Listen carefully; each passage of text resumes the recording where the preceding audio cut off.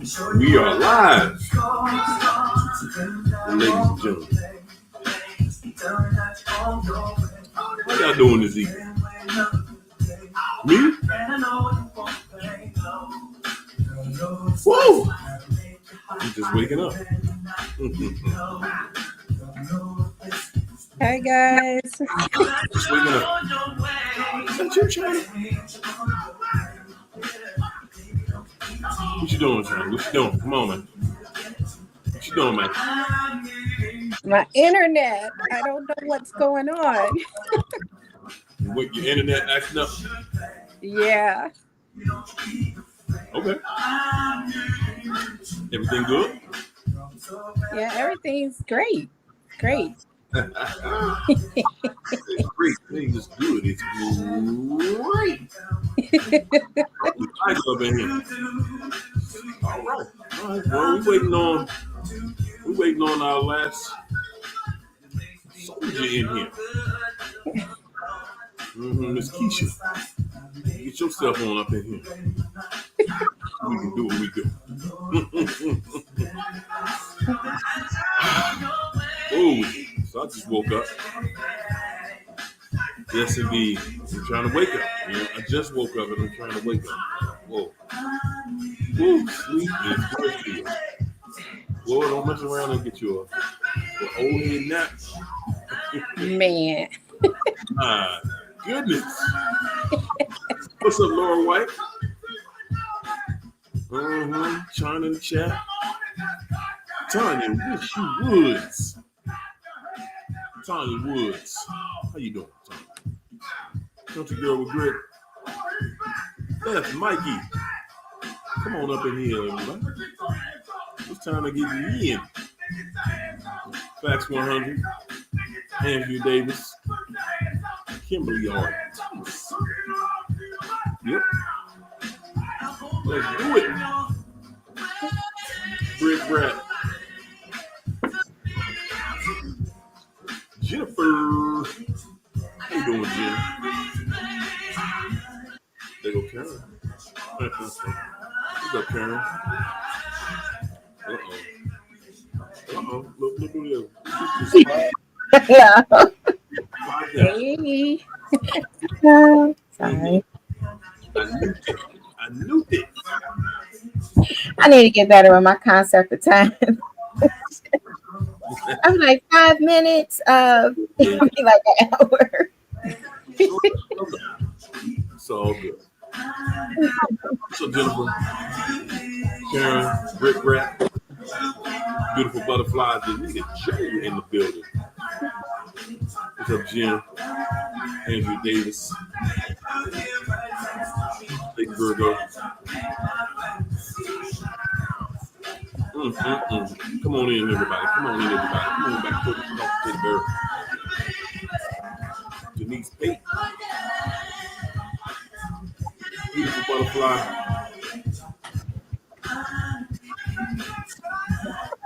Did I get everybody in the chat? What's up, Sharita? Yo. Christina. What's up, Christina? Franklin's in the house. What's up, Victoria? Darsh. There you go. My man, Fred Goodman in the building. What's up, Fred? What's up, D? What it do, D? Tehran. Dance. What'd you say? I was like, it make you want to dance. Yes, indeed. This girl surprised me every day. I thought she was so innocent. Yo. Welcome to Narcosphere. What's up, Yo? Karen, Larry, Felicia Brown. Yes, yo. Come on up in here. Rewind. Never met. We all wish we could just hit that rewind button. Like, whoa. I'm doing I met the Narc that day. What was I doing? I was doing something that I could have kept doing. Yeah. Yes, indeed. Boy, oh boy. I can do that karaoke again. I love karaoke. I'll be in the car, like going, I'll be doing all kind of dances in the car. There you go. No hands on the wheel. Two Haruna. What's up, Beyond Bless? Tehran. What's that in Tehran? Oh boy, y'all. I'm gonna tell you. I was getting some good old head sleep just a little while ago. It was good. It was good. It was good. Boy, it was good. Raquel Sophia. Come on up in here. What's up, Kanita? Oh boy. Did I get everybody? I think I got just about everybody. Just about. Just about. MB. Come on in here. Fauzia. There you go. I got everybody. Y'all doing all right, ladies? Is everything good? Yes. Yes. Is everything good like a Fleetwood? Can everybody say shout out and say congratulations to China? I know. Congratulations. Thank you. Tell us what seat you hold, who you are. Tell us who we in the dealing with right now. Talk to us about it. Well, I haven't made it to Senate or a representative yet, but I don't think I want to go that far. But what I've been elected as a board of trustee, so I handle funding for my town. So we're kind of like mini mayors, we control where the money goes and everything. But, after my 4-year term, I'm going for mayor. Yay. Yes. Hey, what? Yes. Go ahead. Y'all say that. We need good people in the politics. Oh, yeah. I can't wait to tell you all about it. Oh, my God. Man. Well, I'll tell you what. Because, of course, we want to know. That's just what it is. Hold up. Can I shout out Connie Barnes? Thanks for sponsoring us today, Connie. I appreciate you. I say, let's just be political tonight. Why not be political? Because it's all in that direction. The title, Narcs Are Finished, y'all. It's over. They finished. And of course, I want to talk about this young man. I want to tell you about this young man. Oh, great round of applause. Give it on. Oh, boy, man, I want to talk to just briefly about my man, Ibrahim Toure. Y'all heard about him? Y'all heard of him? Who? Maybe I'm pronouncing his name wrong. Y'all look like. Come on, Willis. His name is Ibrahim Toure. Ibrahim Traore. He's from a country called Burkina Faso. In Africa, he's African. Young 37-year-old soldier. Oh, yeah. Yeah, the president. Yeah, okay. Yeah, that's the one. That one right there. Yes, indeed. Woo, man, oh man. Changing the entire planet. There you go, Burkina Faso. Come on. Woo, good God. Boy, I have not seen people backing that young gentleman like they are right now. Burkina Faso, we are with you. Yes, indeed. They are on the border of Ghana. The country it borders Ghana. And Ibrahim Toure is the man. Yes, indeed, is the man. You hear me? Is it about Niger? My so-called stepdad is from Niger. Is that just Yeah. just to have somebody, just to have people on the continent that, you know, that are not for sale. Now, of course, you know, the media, man, you can. I think as we get older, we get to see how corrupt things can be. Yeah. You know, because yeah, they 20 assassination attempts on him. Wow. They trying to get him out of there fast, and it's like the more they go at him, the bigger he becomes, and the more support he gets. Turned his country completely around. And man, bordering countries, same thing. It is over for narcissism. And the same narrative that, now there's this narrative, oh, he's doing stuff to his people. Yeah, no, same thing that happened to Saddam Hussein. Same exact thing happened to what's my man's name? Barack took him out. Bin Laden. No, not Bin Laden. Did he took out Bin Laden? Yeah. Okay, so Barack. It was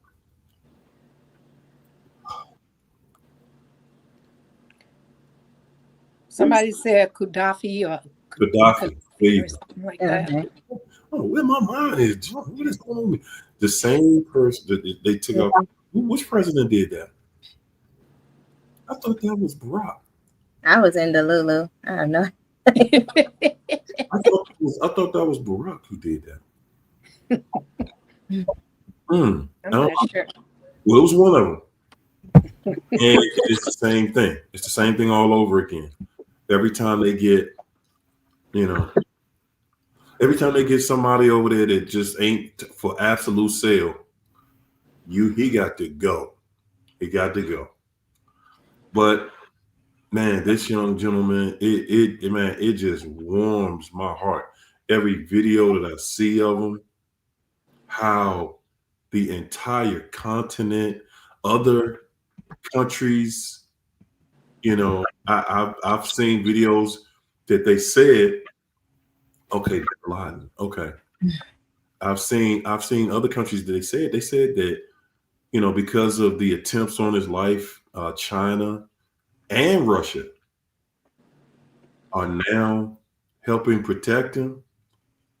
So yeah, this ain't just somebody who's small in the country. It wouldn't have anything to do with the uranium, because I think the uranium is kind of what they after. So and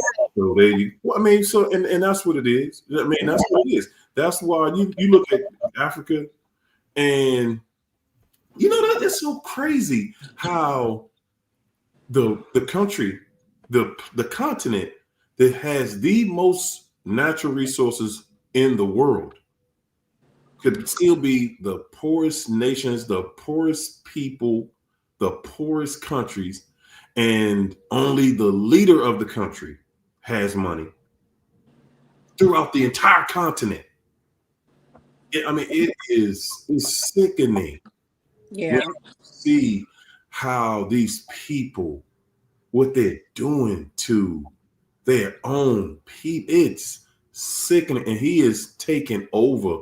I mean, they're taking over. They're taking the continent back.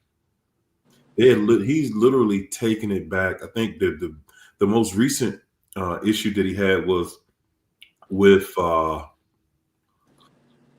France. France is over there. The U.S. and France, saying the same thing. He's doing it. He's a terrorist. Blah blah blah. Whatever. You know what happens. Y'all know how it happens. Yeah. And people standing right in like, nah, man, you can't have this one. It's a very ancient war that's happening right now. And so what we have to do is we really have to, you want to take off the vessels of the players that are in place. The vessels is the skin coating. So when you're not looking at the skin coating and looking at the regions and what's under there and what's coming up from there, it's a lot of poverty in areas where it's a lot of witchcraft. Witchcraft and poverty go hand in hand, just like with the narcissist. It's just whoa. Keith, while we on that topic, good God, boy, we gonna get it in tonight. Y'all ready? Y'all, man, buckle up tight because we getting it in tonight. Witchcraft, casting spells. Ladies and gentlemen, can I expose a spell for you? Good God. So, what night was that? Was that last Friday we was talking about that? Or was that Wednesday? I think I might have talked about it Wednesday. I didn't hear you mention witchcraft. Yeah, you did talk about witchcraft Wednesday. And you said something like, I think you made a comment that you have to participate in a spell. For somebody that put a spell on you, you have to participate. Be in agreement. You have to be in agreement. There you go. Are y'all ready? You got to have an open door. I want to expose a spell to you tonight. And I think we all have been under that spell. I think every last one of us. So dealing with a narcissist, right? You've been in a place where you've been with that person, and you've been in a space where the energy shifted. Mm-hmm. And when the energy shifted and everything changed, you could no longer justify why you're with the narc. You could no longer convince even yourself, like, well, why am I here? Why am I with you? What am I doing? But you couldn't leave them. You can't justify why you're there, but for some reason, you cannot leave this person. You cannot refuse their call. When that phone rings, ladies and gentlemen, when the phone rings, it's almost like your heart beating on that phone. Like, if I don't answer this phone, if I don't answer this call, this emergency call, I'm gonna have to stop breathing or something. The level of urgency that we treat their call with, like we gotta say something to them. And at the same time, you already know it's only going to be bad. You know they're not calling you with good news. You're in a place, you're in a space where you already realize, man, why am I dealing with? Why am I putting up with this? This is the conversation you're having with yourself all day long. Well, what am I doing? I don't believe. I'm done with this. I'm tired of this. Done with this person. That's the coaching that you're giving yourself. But you can't leave this fool alone. You can't do it. But ladies and gentlemen, I keep saying ladies and gentlemen, ladies and gentlemen, I sat back for 25 years and said, wow. And I just looked at this the other night. How did you stay in that for 25 years? How could you stay with somebody that long? Because I was in agreement. I did not know what agreement looked like. And that's why you were with them. Because if you don't know what it looks like, then you will participate. I had no clue, just like y'all, just like I'm going to say all of us, because I don't believe any of us really knew. Some of us may have. We have this thought because, again, man, that television, it is giving you a vision. The television gives you a vision. And when you learn on the television that a witch rides a broom, wears this big black hat, and stirs up a pot full of whatever, Just they never said what it was that the witch was stirring up, but that's the cartoon that we were fed. So when you think of a witch, that's what we think of. That's the first thing that comes to mind. A TV character. So when we thinking somebody put roots on us, or somebody put a spell on you, we thinking that's how they do it. They just take a pot and they stir it up and they say some words over it. Ladies and gentlemen, the way this devil has been able to hide stuff from us is by putting it right in our face so we cannot see it. But you know what too, Harry-O? Some Africans, they believe in what's called evil eye. And so like a girl I know, she had a baby and she didn't want the baby's pictures posted on Facebook because that's how people put a spell on your kids through what they call as evil eye. So she would never allow, yes, for her child to be posted on Facebook. And two, also, I want to say this. The reason why that call is so urgent for us to answer is because these people leave us for so long. When they finally reach out, we like, I need to answer this call because they may not call again. So you want to talk to them and you want to see if they coming back. I mean, it's to ease your pain. Like I've been saying all these years, and I just told my therapist, my mom conditioned me to believe that pain was love. And that's why we stay in these situations long. I know for me, I can't speak for everybody else, but my mom, people heard this saying, I wouldn't whoop you if I didn't love you. And that's my mom conditioning me to believe that pain is equal to love. And so when I was being abused, when the person would abuse me, I felt love. I almost wanted to be abused to feel love, to get an apology. And so that's why we stay for me, why I stayed in those situations as long as I did, because the abuse was love to me. Mm-hmm. And that's how the enemy, like that's the trap. Like once you kind of get the truth, which is the foundation, the word of God, and you understand the truth, and then you can get repentance, the understanding opens up because the Holy Spirit is there to help. But there's two ways to kind of have of experience. Like either you operating out of fear or you operating out of faith. Polar opposites. Fear is in the soul, like we spirit, soul, body. The flesh is going to die. That's it. It's going back to dust. But our soul, the enemy, he can manipulate. That's his domain. He all in the emotions, the will. He can do a lot of things. He can't touch the spirit. The spirit is faith. So the opposite of fear is say perfect love cast out fear. So you got to have Christ in there because he's the only one who was perfect love to dismantle fear, to overcome fear. It's a power. It's like Satan's go-to principality. And it has a persona. That's why it can get in the body and it can manipulate the brain, the amygdala. It can manipulate your nervous system. Like this thing has a form. It takes your form, it mimics you, and then it gives you a personality to kind of go through life and to be rejected, to be destroyed, and all of that stuff. But it's something that people have to come out of agreement with. A lot of times people go to deliverance like cast out fear, get fear out, get fear out. But that them butterflies in the stomach, that's fear, because there's an agreement. The phone ring, and then the fear it grips your emotion and make you have a sensation that you got to answer.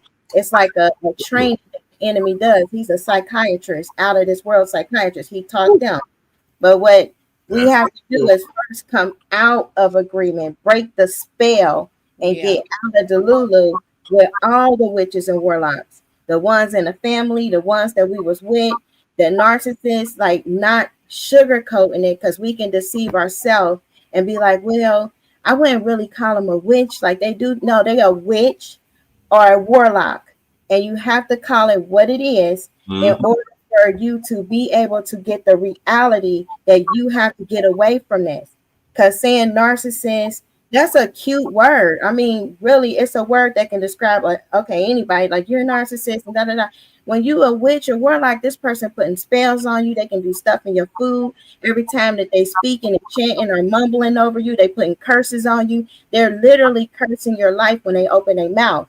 And it's so dangerous that they want to take you out. That's not somebody in the logical thinking you want to be around or have a conversation with. There's no communicating with the devil. Nothing good will come out of it. Some lies, and then, oh, come a little closer. I'm just And gonna like touch you a little bit. Right there in the that's the spell. That's the agreement. When that phone ring and you feel like you gonna lose your mind if you don't pick it up, yeah. that's the agreement part right there. Mm-hmm. When they come around, when they gotta talk to you, when they look, we need to talk, and you still there for it, that's the agreement.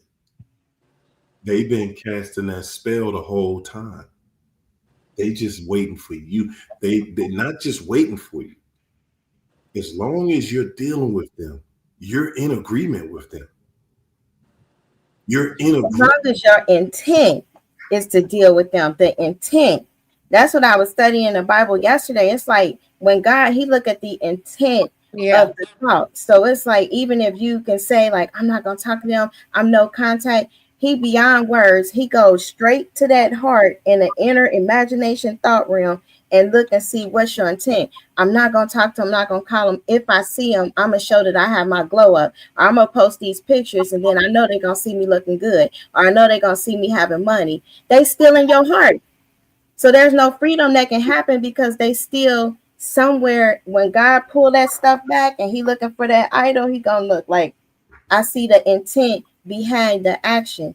So he's still merciful and will help you purify that, but you will stagnate your healing as long as until you put that bifurcation, like this is a witch or warlock. It don't matter if they're doing sorcery, enchantment, tarot, white magic, dark magic, whatever. All of it is the same kingdom of darkness umbrella that will bind you up and put snares on you so that you cannot get forward in life. It'll take you back. And you know what? Being in agreement, that's the biggest part that we feel like I'm not in agreement with it. When you know better. Ladies and gentlemen, again, this is the reason that I say that I take all the blame for everything that I went through. For everything that went wrong, for everything that happened, I take all the blame, because the one thing I cannot say is that I did not know better. Yeah, I didn't know that somebody could be this ill toward me or toward anybody. No, I didn't know that. Like, my goodness, I never experienced that before. But I knew that it wasn't good. I knew it wasn't right. I knew that it didn't feel good. And I knew I should not be with that person, because constantly in my mind, it just went through my mind all day long. Why are you doing this? Why are you in this? You know, you cannot fix this person.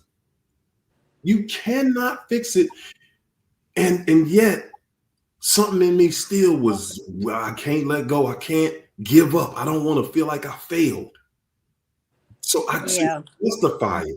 You justify it because you don't want to feel like you failed, but you see the wrong.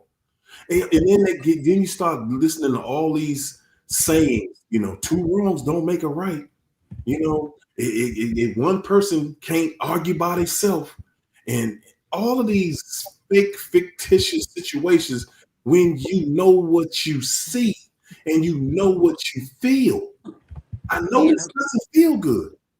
I know what I'm seeing here is not good for me. But yet, I won't refuse it. Ladies and gentlemen, it's just like walking into a room, seeing all types of different drugs and things that are bad for you on the table, and indulging. Like, I know this gonna make me an addict, but I'm gonna still do it. See, but Harry, that's different though, because when you go into a room full of drugs and you want to indulge, you have a clear mind. And that's why I want to encourage people with this accountability thing too, because a lot of people will beat themselves up with this accountability. I think that's the final step in the healing process. Don't try it now, because you will continue to beat yourself up, and then you are also conditioning yourself to blame yourself for the next relationship or for whatever else happened. So be very cautious with this accountability thing too. And I want to speak to what Keisha said. It matters with intent. It does, but the only person that was perfect was Jesus. Even people that God used, they didn't come out clean doing what they doing. Sometimes he allow you to commit sins to get out of a situation for a certain purpose. He know it's going to happen. So, I mean, it does matter with intent, but also he know that we're not going to come out of, especially with a narcissist, out of that situation with clean hands. Because I know I didn't. And it's impossible. I would sit here and lie and tell you that I came out of that situation with clean hands. That would be a whole big lie, and I'm not about to tell it. It does take a lot of time. Like the first 2 years, like even the single, like I've been single almost 3 years now. Like that's the longest ever.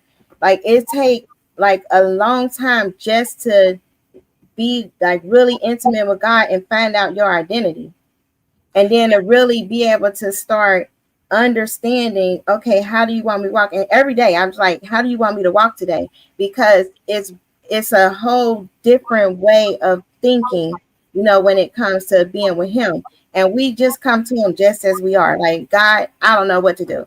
And that's when I found it was most helpful. Like, all right, God, I don't know what to do today. Everything that I did before was wrong. Because every choice I made, obviously, got me in a situation. And had them real, talks with God, because I was with many narcissists. But it's like once that a lot of things happen that the enemy constantly attacking, like right now, my oldest son being attacked with his heart. It's like the way that the enemy is going so hard, it's no other choice. It's like either I'm going to go all the way hard with God or the enemy going to take me out. And that's kind of where it came to. Like it was so much back and forth, rebelling, clubbing. I had some old pictures. They all I did a lot of things, party bus stuff, everything, all kind of things. But it's like it did take all that until I started seeing how this generational curse pattern was really affecting my children. And that's kind of where I'm just like, I have to stay the course, because the daddies, they in the Lulu. They just, I don't know. Talking to them, they don't even get a conversation, like, or a sentence, because it just going one ear out the other. Nothing wrong with them. It wouldn't even be worth it. It's like talking to the devil. So one parent, it only takes one parent to break the generational curse, so that Jezebel system don't continue to happen to the children and take them out. You know what? One already he got, like, I mean, he already did that in 2018, but the rest is like, at some point, like, it's like, all right, God, help me to understand, because everything, like, there's not really any examples of how to really do this right. So it's like every day learning something new. Okay, can't do that. All right, may not say that. But that's where one thing with the narcissist, like coming out of that way of thinking, and it was mainly about self-idolatry. Like, I like the way they made me feel sometimes. Being honest with that was one step in helping my intents. Like, all right, God, my intents was I was serving you on a superficial level. Help me to know how to serve you different, because I'm still learning. Yeah. Who knows? Because the churches is tripping. The Narcs is in the pool. So it's like, all right, God, I'm gonna trust you a little bit more today. Like, that's it. And that's what each of us, cutting out the narc is the first step. I'll say this, something that my man Pac-Man just said in the chat. There you go. He keeps saying it. Can you make a female about the female pregnant or cheating? Yeah, bro, that's a spell. Yeah. That's a spell you under right there. You got to be in agreement. When you dealing with somebody, and I think it has the ability to go both ways. But something that I learned, and most of the time you'll hear even women will say, like, hold up, that don't even sound right. When you're with someone, a woman, and she's pregnant, y'all supposedly a couple. Well, she's pregnant. Y'all a couple, right? She has that child. There are expectations. There are responsibilities there. The same way a woman depends on a man taking his responsibility, you're thinking the exact same thing about her. And when you're with someone, and as soon as they have a child, a woman that has a child, And immediately, by the time she had her 6-week checkup, she already in another relationship, bruh. Bruh. Yeah, that's a spell. That's a spell right there. And probably because most of the time you want to say, well, nah, it can't be your child. That's the logical thing that everybody will think. And women will say the same thing, like, nah, something don't sound right with that. Don't no woman just have a child by you and then just leave you. That doesn't make sense. It makes perfect sense when somebody is casting, it got you under a spell. Yeah. You're going to participate because it's a child there. Because the female narc knows you want to take care of this child. You expect her to be a certain way with this child. You expect y'all to be a family. There are expectations. So she knows what she's doing, but it doesn't make sense to anybody, including you. You sitting there trying to figure it out. That's the part of it. So while you're trying to figure it out, and I'm saying, guys, this is all of us. When you're in a situation, you're trying to figure it out, that's participation. That is participation. You like, hey, man, I got to find what is going on. What's wrong with you? What are you doing? Yeah, I'm setting you up for destruction. Because, guys, the thing with a narcissist is, again, they're always going to be the one that will slice their nose just to spite their face. They're not doing nothing that makes sense. It's going to be the opposite of making sense.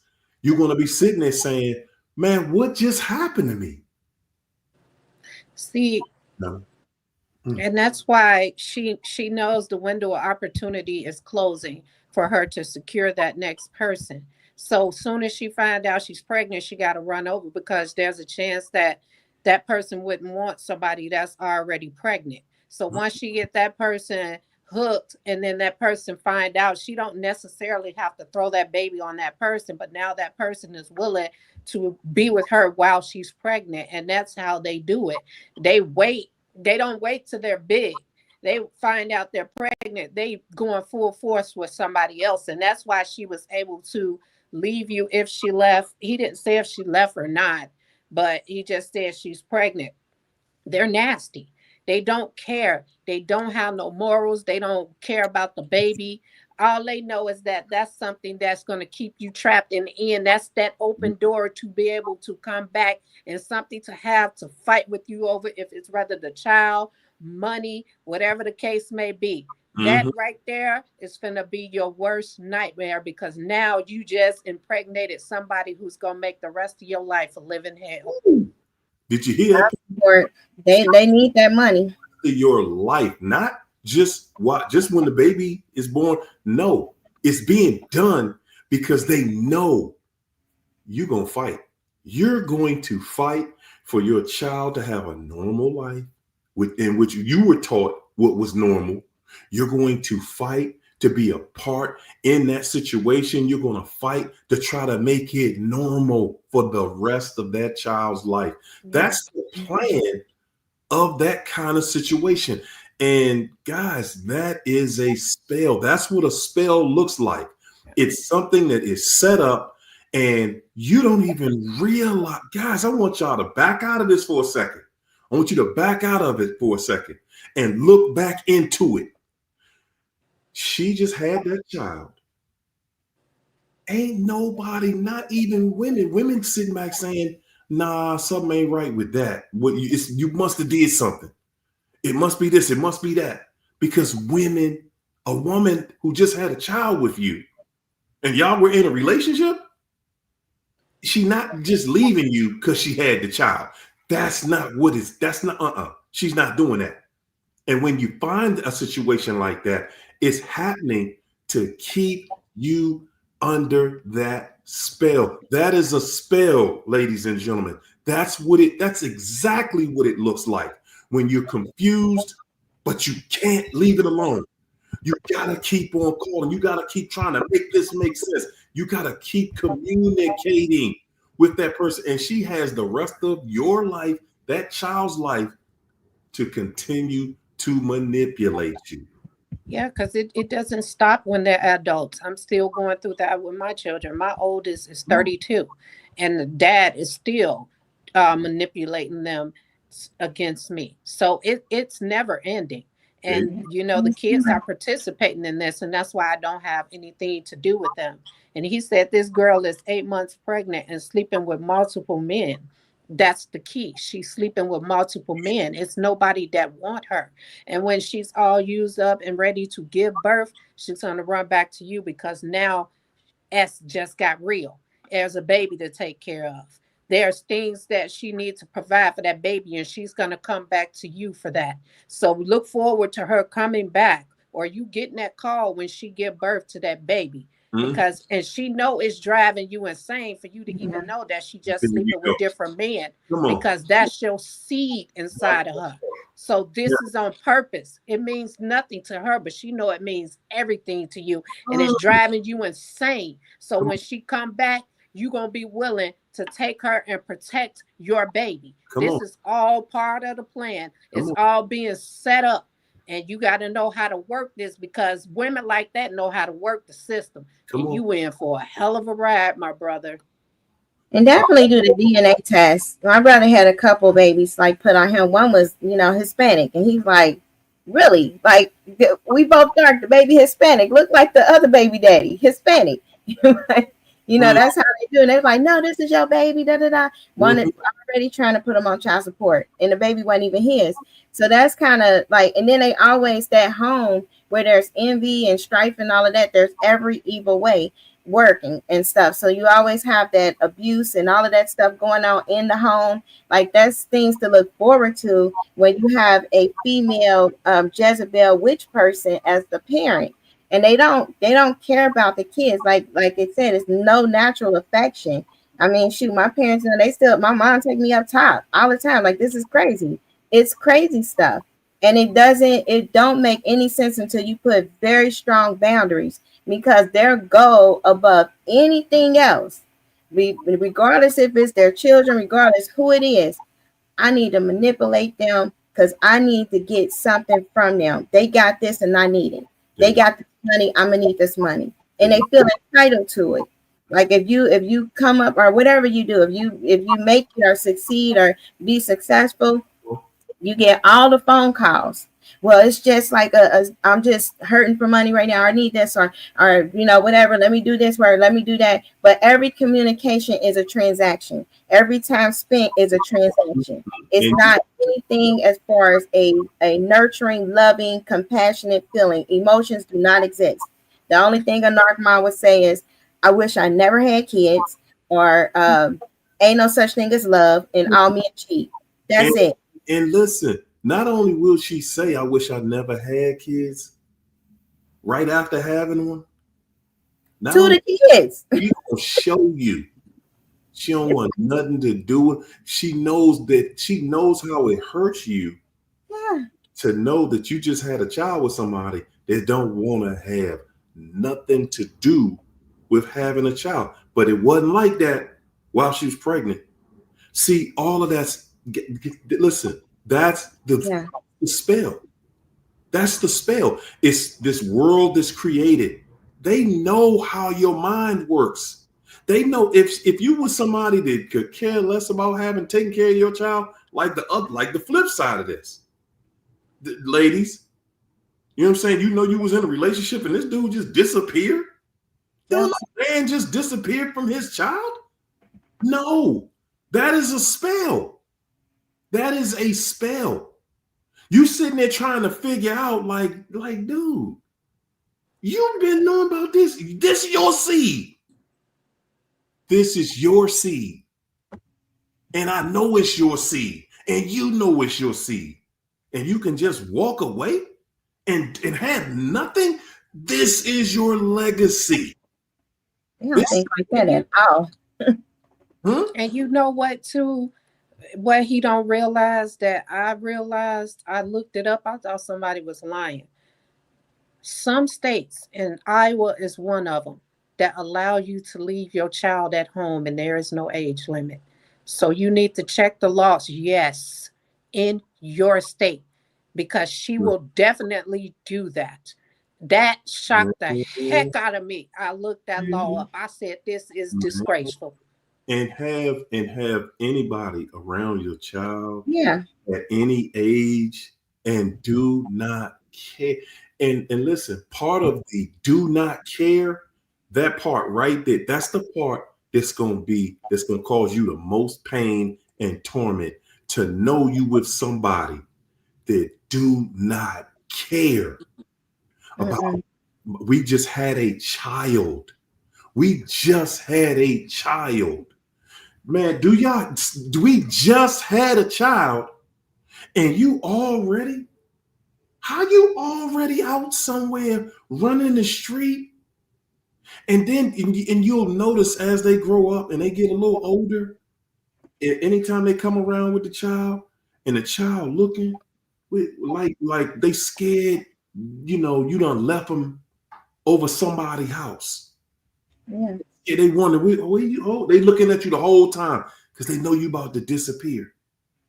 And then they stuck over somebody else's house that they don't know, because you want to run the street. Somebody want to run the street. Somebody don't want to be responsible. You can't say that's an age thing, because it's not. That is not an age thing, y'all. Because everybody really, most of the time, we all have children around the same age, between 17 and 26. Most people start having children right around that age right there. So you cannot say, no, I was just so young and I wanted to be wild and I wanted to be out there and this and that. No, that is a spell. That's a spell that witches use, and warlocks use the spell as well. Because you sitting there believing that we about to have this child. Hey, baby, you know what we was doing. So here we are. We about to have it. And then you just disappear. Don't no man, listen, y'all, ladies, don't no man disappear when he having a child. That ain't something a man does. That's the most joyful. It's a prideful moment for that man. I don't care if it's number 3 or number 4. That's the for when a man find out he having a child, that's the biggest thing gonna happen in his life. Yeah. That's the biggest thing that's gonna happen to him in life. So jokers out here just not taking care of their children, this and that. Ladies and gentlemen, that's a spell. You with a man or you with a woman and y'all pregnant, and then after the baby comes, who in the hell does that? Right. Okay, the baby here. We was together till we had the baby. You with somebody that y'all was together till she had the baby, bruh. My first husband took the cigars after I had the baby. That you had the boy girl cigars. He was in a hotel with another chick with the cigars. They doing the cigars celebrating the birth of the baby with a whole different girl. Like, that was some crazy stuff.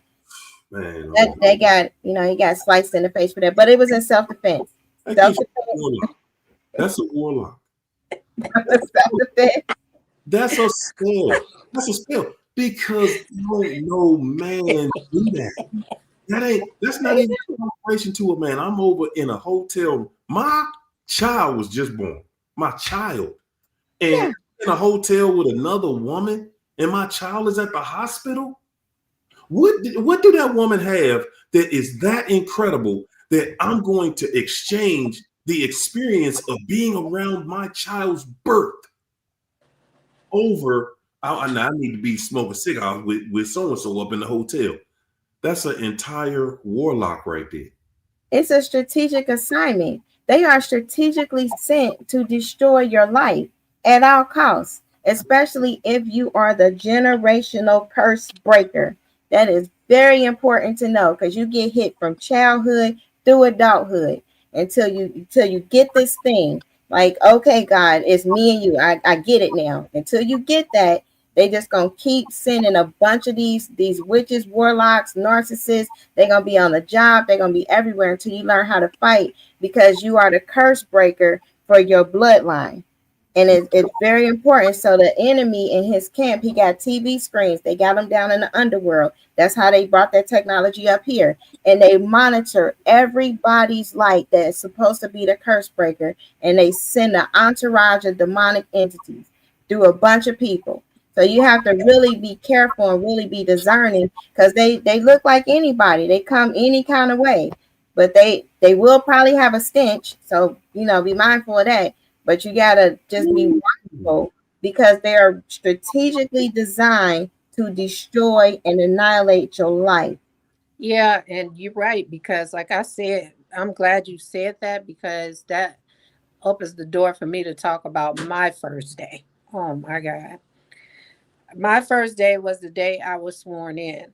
And, we were endorsed by the laborers union, and they believe in fair wages and jobs for people. And these one wasn't endorsed by them. I guess he stood by what he stood by. But one other person was endorsed by them because she said she believed in that, because you have to answer a questionnaire as to what you believe in before they endorse you. Mm-hmm. And we get in here and we get to looking at the paperwork, because the Republicans left unfinished business where people wasn't going to get paid. The water probably was in, the lights were going to get cut off in the building we work in, just didn't approve the budget. So we had to vote on this, and for people, to get paid and everything. And the one guy looking at the paperwork, why are they getting paid all this money? And then the other lady, she joins in like, I'm with him. Why do they need two people working in this? I saw in this one situation, it was one assistant. Why is it two here? And then just trying to get them to, they wouldn't second the motion, because the guy motioned to get this to go through, and I seconded. I'm like, I'm for a fair wage. That's what I ran on. What I ran on is what I stand on. And I'm going to make sure that this lady was literally, you got endorsed by a union saying that you believe in fair wages, but you sitting right here on your first day ready to give somebody a notice saying you no longer have a job. I said, hold up. We don't have enough information on this to see why that extra person is needed. I'm not voting to get rid of nobody's job. That's not happening. I said we need to sit this out and see why they need that person, for you to be making a decision on why somebody should not have a job tonight. Wow. And that's just how it's done. People and then just people get blindsided the next day, like wow, I just lost my job. And Yeah. everybody who lost their job in the same boat. Okay, it's just like they go in the back room and just roll the dice. Okay, how many of them gonna lose their job tomorrow? Okay, we got to get rid of what did IBM just get rid of? 8,000? And they doing it, it's getting worse. Like, we can see how narcissism is on a grand scale, because it's psychopath at that point. It's just beyond narcissism. It's psychopath. And it's a lot of other stuff going on with all of that. It's really a spiritual war. Elon's real name is, he had a name Elion or whatever, but he's not God. That's Hebrew for God. Like, no, never call him that. But that's who they think they are. But this war that they fighting is a fixed fight. It's already won. So they trying to enslave people, but Jesus came and he freed the slavery. Like he said, it is finished. So we just have to learn truth. We were kind of institutionalized in the educational system to know lies, but never the truth. There was a reason why Christ had to come. Satan trying to get his dominion back. When they got kicked out and it was darkness, he thought he was about to rule all of this void, all of the darkness and space. They set up their little planet territories and stuff. God was like, I know what I'm about to do. I'm about to make an earth. I'm going to do one better. Out of dust, I'm a form of man. That's Adam. That's all you men out there. Y'all names are Adams. That's what it's called. The ADAM. They got the ATOM, but they got the phonics. But the Adams, and I'm gonna make Adam have dominion over you. That's how he told Satan, and he did it because he was God. And so what happened with that? Satan got mad. That's why Satan rebelled. He said, and Eve wasn't called Eve until after the curse, because she was a woman. She wasn't Eve until she was giving birth. But that was, a little bit after she did the fruit. But still, Adam had dominion. That's why when Jesus came, he said, no, I'm the second Adam. I'm about to reset the earth back to the way it's supposed to be. But Keish, see, y'all know something? We walk right past everything you just said. We do. We walk right past everything. Let's just break it down real quick. She said, God told the angels that Adam was in charge. He is to be bowed to. And Satan said, you must be crazy. You must be crazy if you think I'm about Satan's kingdom. Remember Satan had promised the angels, y'all about to rule. We're gonna get kicked out of here. He was ruling the darkness. He took his kingdom. Exactly.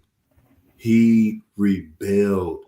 But remember, God put Adam in charge. Guys, we have forgotten what that means. It means Satan has no power. Power was not passed down to Satan. And that's why he rebelled. He felt, I'm smarter than him. Man, this dude is stupid. Look at him over there. He over there with her. You created me out of fire. He was created out of dirt, man. Come on. Yeah. Get real. No, I'm not following. No, I'm not following what he say. Now, who gonna check me?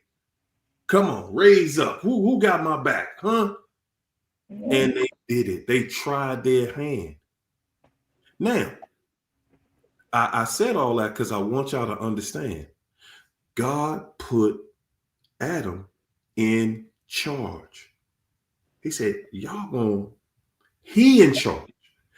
And what he says goes, says me. Because he is like me. Ladies and gentlemen, we have this whole thing confused. We've sitting there thinking like, man, the devil got this whole world and he running and ruling it. No, he not. It just looked like that. That's all. It just he got his kids. That's why they make their laws like 1 a.m. They pass the bill. Why they pass it at 1 a.m.? That's because people ain't really praying at 1 a.m. They sleep. If you praying, it's a lot of things that be blocking. It's a whole angelic war going down. Like it is going down. And it's a fixed fight. Like I said. And they scared, but that's why they trying to make this technology dust have control over us. You know what? When they be talking about them bills, it be something like, and we be sitting thinking like, what they doing in there till 2 in the morning? Yeah. Yeah. Yeah. Because certain people that they know gonna vote against it, they'll go home and go to sleep. And they just waiting them out. Okay, well, we got it passed. We got it passed. We got enough signatures. We got it passed. We got it through. See, and that's the thing too, because that night when we had to vote, when you got that resistance, you have to sit there until it's solved, because a lot of times the thing is, even if you don't get it solved, if you don't get enough votes, it's still not going through.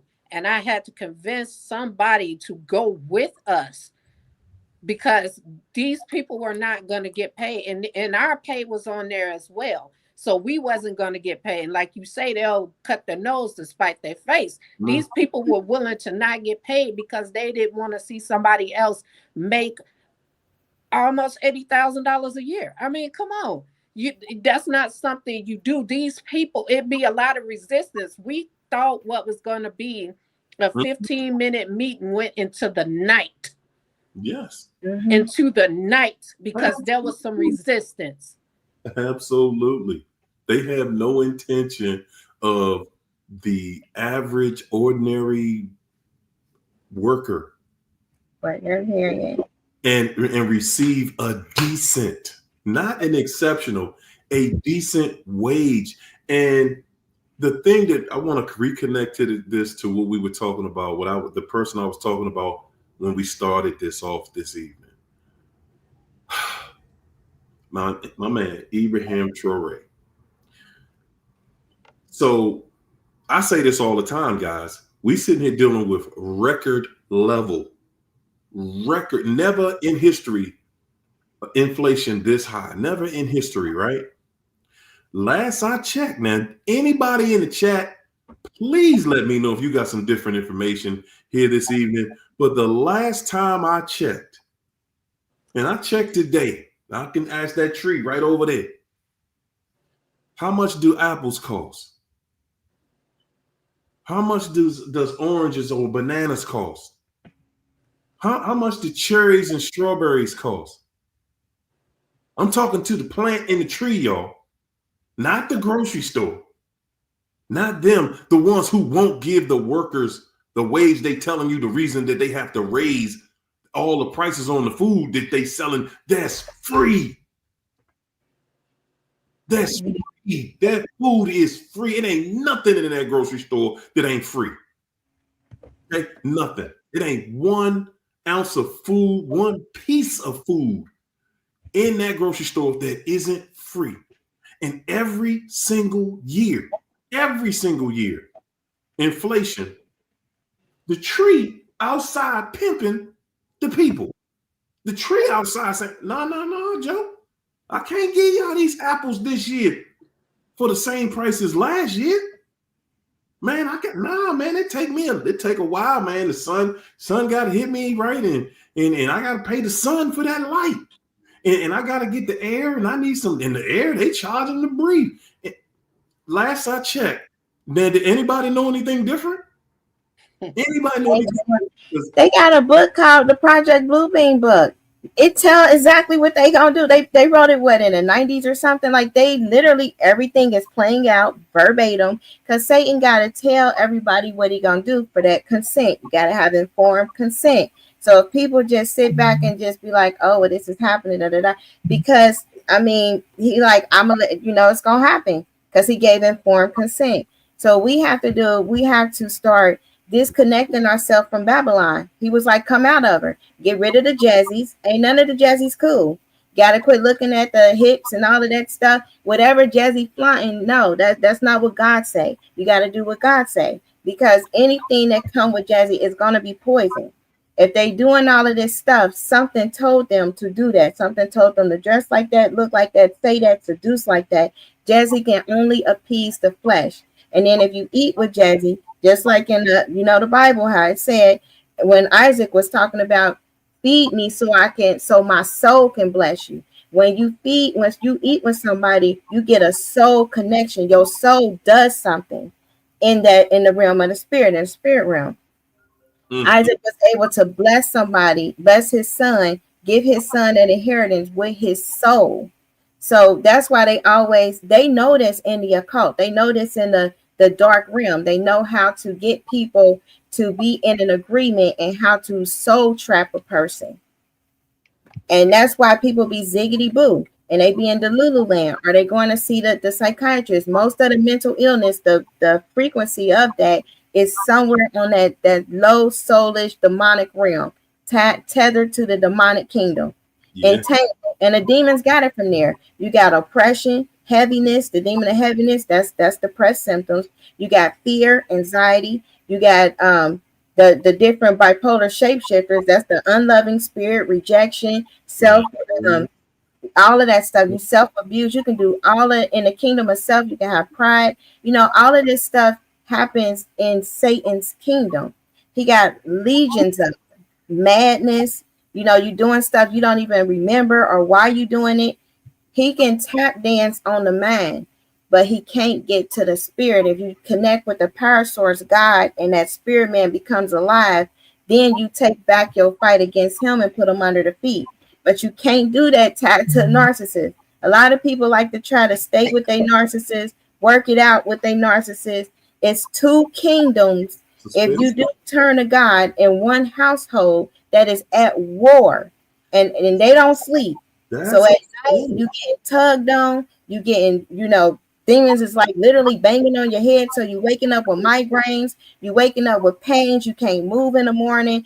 Those are all demons taking your soul, your body, and doing stuff at night to you, beating on you, kicking you around, and then you wake up feeling sore and you don't know why. And people be like, oh, it's because of the way you slept. But I slept like that other days and it didn't feel like that. Mm-hmm. Demons do this. This is what they do. Ladies and gentlemen, Do y'all ever notice that we've always heard, even when we in church, we've heard about what's, this witchcraft and people putting spells, trying to put roots and put spells on you, but they never break it down how it looks.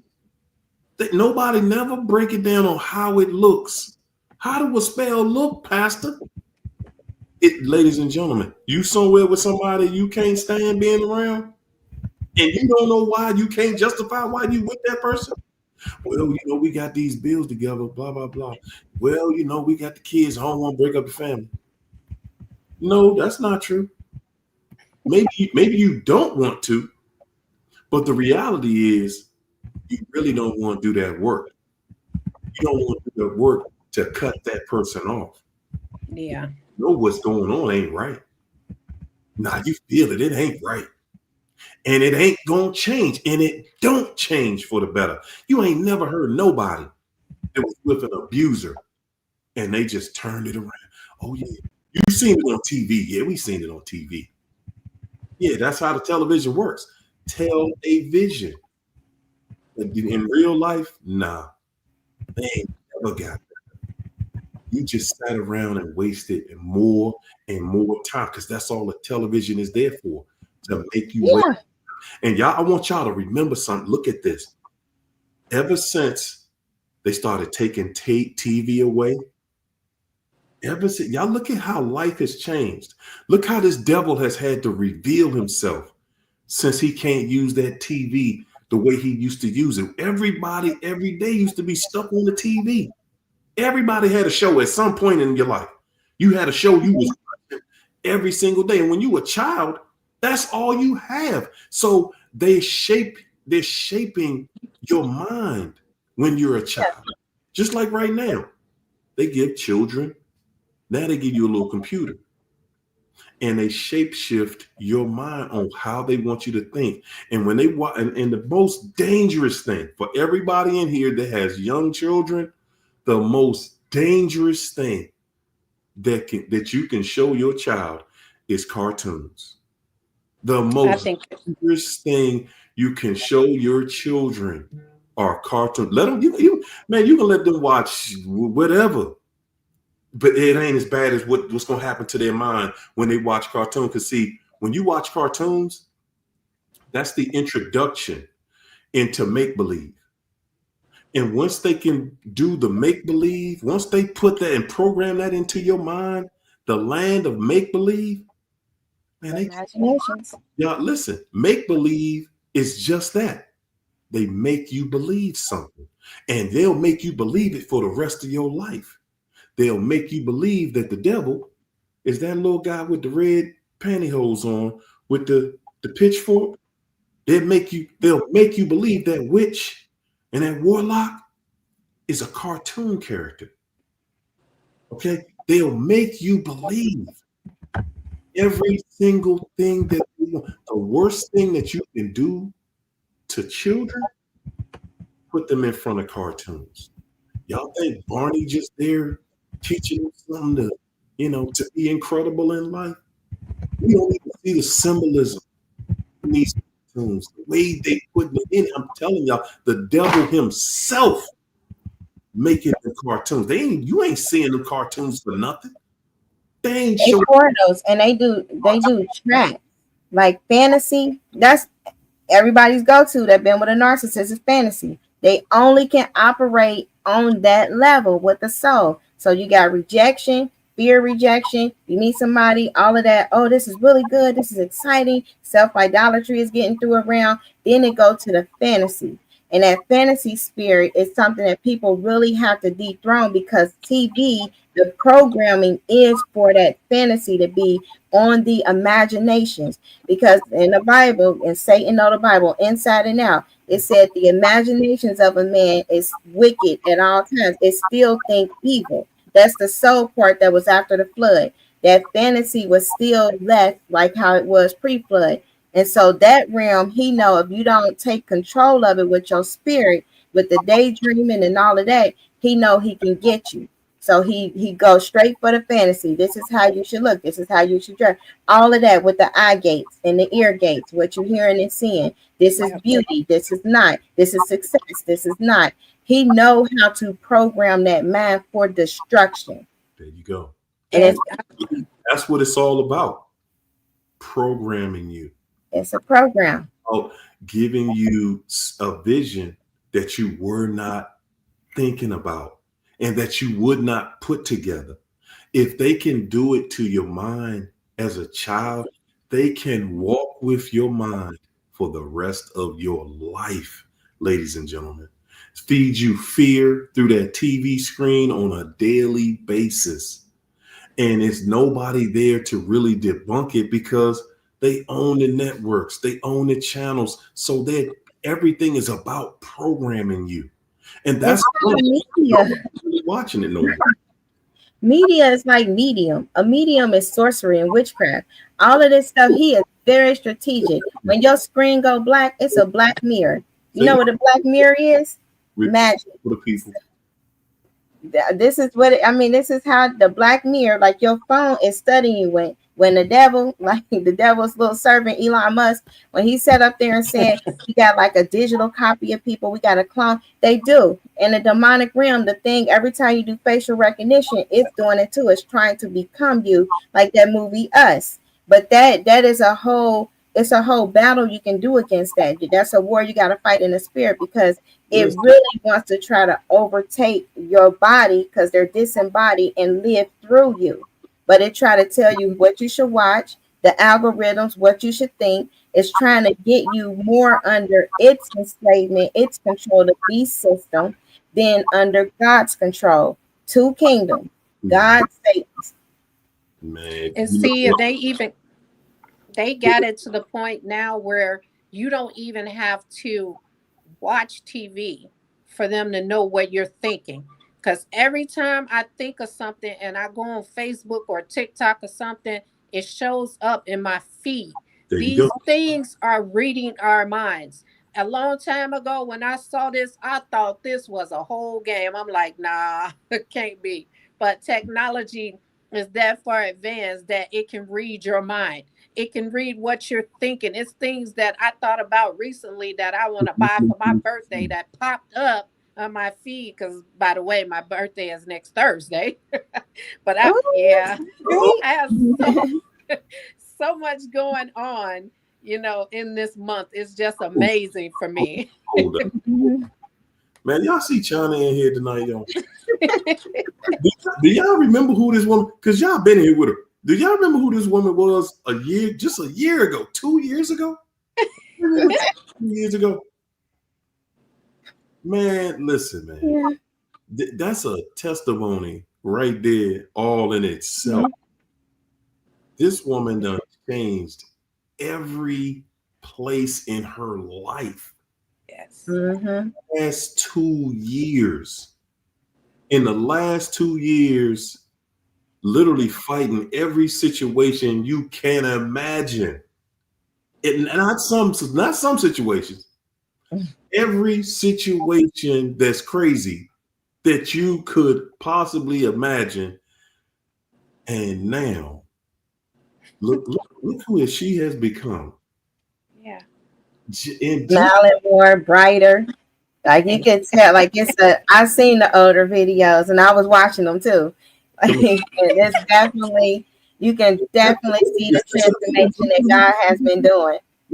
Is this not a different person that we talking to in here this evening? Huh? Man, this show is therapy. Even though I'm on here, it's therapy. And I thank God for pointing me in your direction, because I've listened to a lot of channels, but when I hit yours, I got hooked. I'm like, okay, this is the one for me. I listened to everything you said, applied everything you did. And like I said, it only took me a month just to let the whole situation go. That's why my cutoff game is so dope right now. I could cut anybody off and not blink, People call me nonchalant, but I'm telling you, I ain't putting up with nobody's mess. I don't have time for that. I will be 49 next week. 49. Woo! Yeah, you almost there, young buck. You're almost there. Almost there. Quite there yet. But I just want to, say, we got to acknowledge and take our hat off because we've been in here with this woman. China was struggling over there. Okay, she ain't put herself out there like that, but China was going through. Okay, and I'm saying that because it's other women in here. China was a stay-at-home wife. Okay. So she ain't got no budget, nowhere to go off and to put things together, but she did it. Y'all hear that part? Did y'all hear that part? Because we got the 10 trillion excuses about why we stay with this fool. But how can you still continue to justify staying in bondage when you looking right at somebody who was there? Who ain't never came in here and told y'all, oh, it's easy. She ain't telling y'all today it's easy because it's work. Yes, it's work. Yeah. Yeah, it's still a struggle. But look at her though. Look at her. Don't she look like it was worth it? Thank you.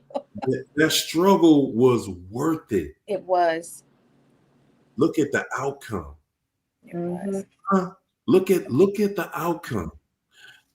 Ladies and gentlemen, our biggest problem is, man, you under a spell and you won't break it.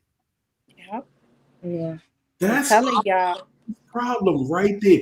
You under a spell. You can't justify why you dealing with that. Oh, well, it's just the timing ain't right. The timing ain't so you gonna give up time? The worst thing you can do with a narc, the worst thing that you can do with a narc is give more time, is justify giving up your time to them. Because everything else in this world is replaceable. Mm-hmm. You're not getting that time back. That's true. Not one moment of it.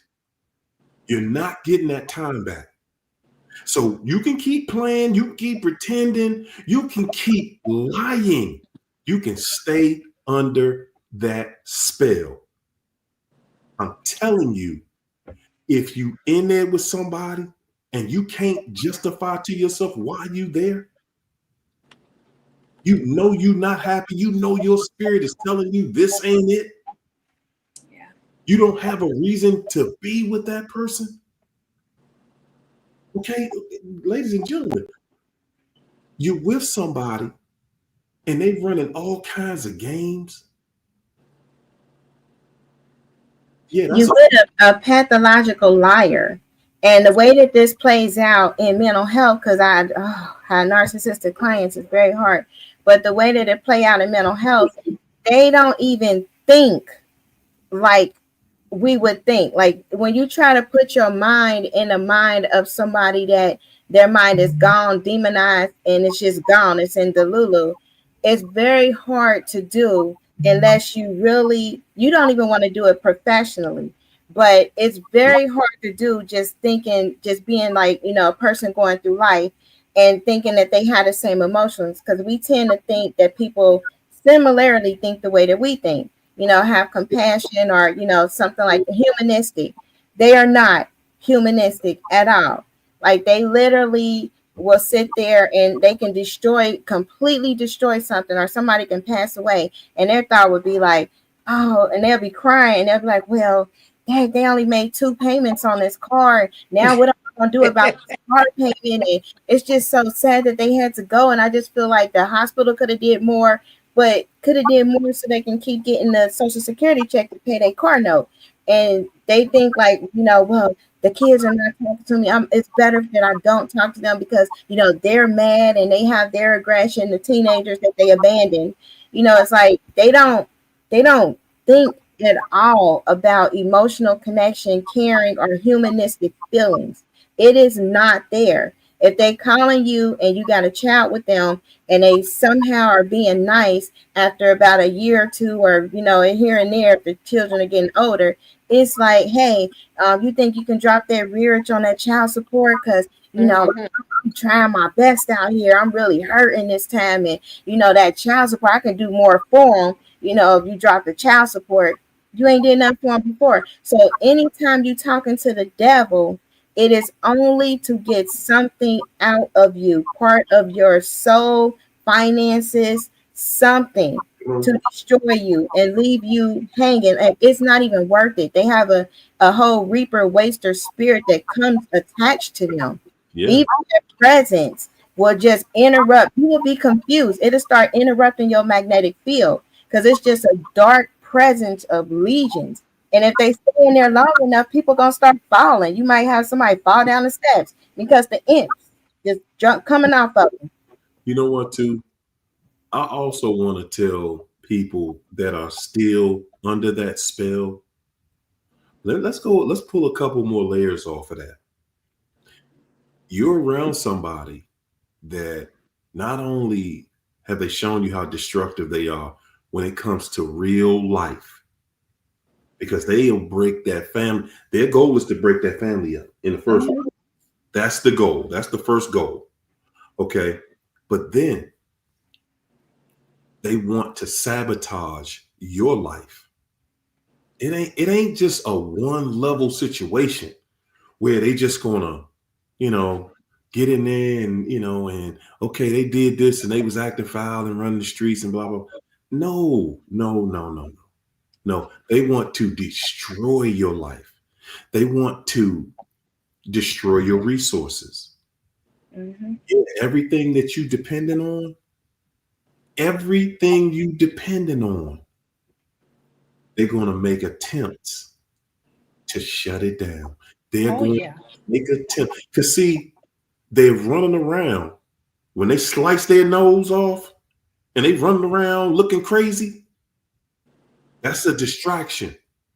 Yeah. That's the distraction because now they're saying, see, you got me looking bad. You think you're going to make me look bad. You think you're going to make me look crazy. You think you're going to make me look like the crazy one, the one that ain't about nothing. While you go over here and heal yourself mentally and get Mhm. you back together. You think you're going to make me look crazy. But what we're going to first do is we're going to cut them resources off. Yeah, let me get that job situation that you got over there. Let me send some challenges your way. That business you working on, that client you trying to secure. Let me put something in there that's gonna mess all of that up. Because what Ex- you can't have, listen, y'all, that narcissist cannot have you out here living and being an example. Because they done went and told everybody that will listen. You ain't it. You ain't the one. You some mess. You a bum. You this. You that. Everything that's scum. They went and told everybody. And for you, and guys, when you have resources, that will just don't stick with you the way it does when you don't have resources. Why do you think the first thing that you do, like when you get attacked by the government, first thing they do to you is attack your resources so that they can make up whatever lie they're gonna put on you and tell on you. They can make it look and stick. And people will believe it. Yeah, believe them. Have resources because when you have resources, ladies and gentlemen, you don't look the same. When you start to get those resources in place and they start lining up, you start looking successful. yeah. You are looking the total opposite of what they have told everybody about you. And I Yeah. promise you, they've told everybody you're this, you're that, you're not this, you don't have that, and everything behind you is a lie. Everything you're doing is fake, and it's going to come out because they are doing everything they can behind the scenes, everything they have access to. A lot of y'all don't even know they calling your job, trying to get you in trouble, trying to start anything they can start. They will do anything reckless to destroy your life, to take Yeah. you down, to destroy your reputation, to Yep. destroy you. Because if you walk away from the situation, God, ladies and gentlemen, y'all think that her ex, do you want to see China on this level today? He was looking to he was leaving that situation in a way where China was supposed to be flatlined. She's supposed to be out here somewhere begging for change on the corner somewhere. Yeah. On her knees. That's how he set it up when he rolled out. He ain't supposed to be being, August something. What? Who? He got to put respect on her name. He got to put respect on her name. And then too, the person that they get with try to destroy you too, because that was all her doing behind the scenes, trying to destroy what I was running for office for. And when that wouldn't work, then she started trying to, keep smearing me on Facebook and doing all this, because these people do not want people to see that you're the better woman. It's not just the man or the woman. They won't want you that the people who they told were better than you to see that you were the better person. And then they always tell she ain't gonna make it. She ain't gonna do this without me. If it wasn't for me this, if it wasn't for me that, but I got up and showed him. And this man, he literally tried to break me. He ain't paid child support in 3 months. I haven't even mentioned it on this show. I sit quiet. I say nothing because I'm the type of person I fly under the radar quick. You might think you got me submerged, but when I come up for that air, it's going to be a whole new breath of fresh air and a whole new life. And that's what I did. He thought he was going to break me and ruin me to the point where I can keep moving for this campaign. I knew my goal and I knew what I needed to get to. I just had to dust that off and keep going. Did it hurt me? Yeah. But hey. Listen, that's what they do. Like that child support. My ex paid me like 50 something. I don't know. He always in arrears. The last one, the pastor, the fraud ones, they got the church ones. Yeah, those are the worst ones. But then, asking for a passport, I got punished. So I think I'm down to like $24.39 or something. But it all accumulates in arrears. I mean, he owe over 200,000 to like different baby mamas across America.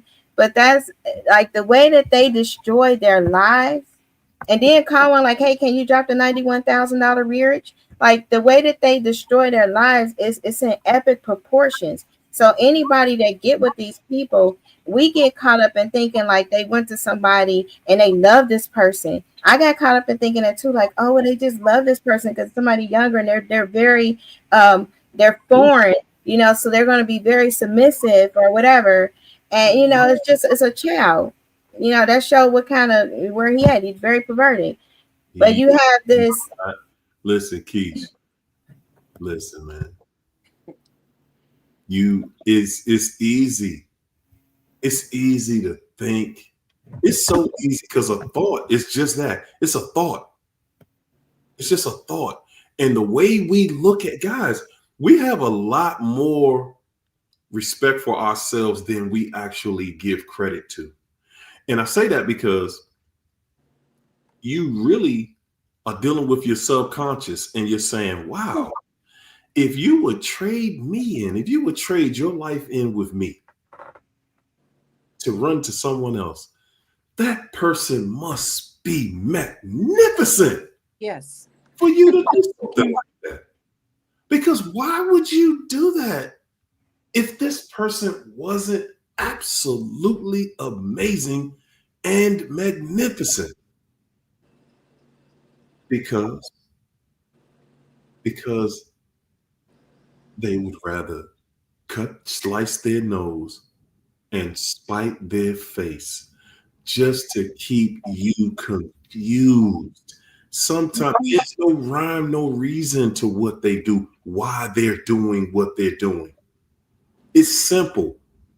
They're doing it to keep you off balance. It's all about breaking you. It's all about making you think that whatever you thought, this is one thing all them devils have in common. They want you to think that whatever you thought, it wasn't the truth. Whatever you was thinking, you thought I was over here with this person and you thought I was with that person. And they'll even try to fake some situations just to keep your head spinning. Yep. But at the end of the day, ladies and gentlemen, let's just keep it 100. At the end of the day, they ran off to be with somebody. And they ran to somebody that's having it. Somebody that's open for all of the manipulation. Somebody that ain't going to hold them accountable. Somebody that's not going to check them. That's all they ran to. Okay. They ran to somebody who's not going to hold them responsible. And they can take their money You and didn't have any other choice because you know them. You've gone through the craziness and they know what they have shown you. So they're looking at you saying, listen, baby, you've seen me manipulate you. I done lied to you. You done caught me in every lie that I ever told. So you know who I am. And this relationship is going to suffer because you know who I am. That's all they saying. I gotta go over here to this person. Y'all looking at the narc like, man, why you had to do me like that? They had to do you like that. They looking at them like they just all the way human like that. They are demonized. This is what demons do. That because at the end of the day, they had to go to somebody that's having it, to somebody that they can continue to mislead. They don't have a place in your life. You have started to show boundaries. You have started to show resistance. They didn't leave you because you just sitting at home every day, just elated that they home. Hey, baby, I was waiting on you all day. What you doing? Baby, I love you so much. You the best thing that ever happened to me. I can't wait to just sit here and be all over you. And no, that wasn't the situation. Every last one of us started holding these people accountable, and they said, "Man, I'm not doing that." See, Harry, but that's the manipulation that they not seeing that's being done to them, because that person is only having it because it's being done to you. Once they go over to that other side, they're no longer having it. And see, and the narcissists think when they go over there on that side, oh, this person is allowing me to do this, ain't gonna hold me accountable. But now they're over there and it's like, oh no, it was okay when you was doing it to that person, but it's not okay to do it to me. And so that person is no longer having it. And that's why we tell y'all, get out the way. Yeah. Let that situation take its course. Because as long as you're in the picture, you're making them thrive. Step out the way and let that situation go through its process because it's gonna fail. And I just recently seen how two narcissists get down in a relationship. You want to stay out of that. You want to get out of the way. Like, there's no happily ever after in Satan's kingdom. Look who the puppet master. No happily ever after. Satan is the destroyer himself. So these are deceiving spirits. Everybody was brought in on lies. New supply, even the new wife, they was lying. They got to keep lying to keep their stuff, their image together because they formed an image based off lie. The foundations is faulty. Biblically, it cannot work. And that's how it is. Like everything operates under the whole divine law of God. So he has the final say so. We got rescued because this demise is coming. His wrath, God's wrath is hitting his earth. That's why all the elite, they are scared.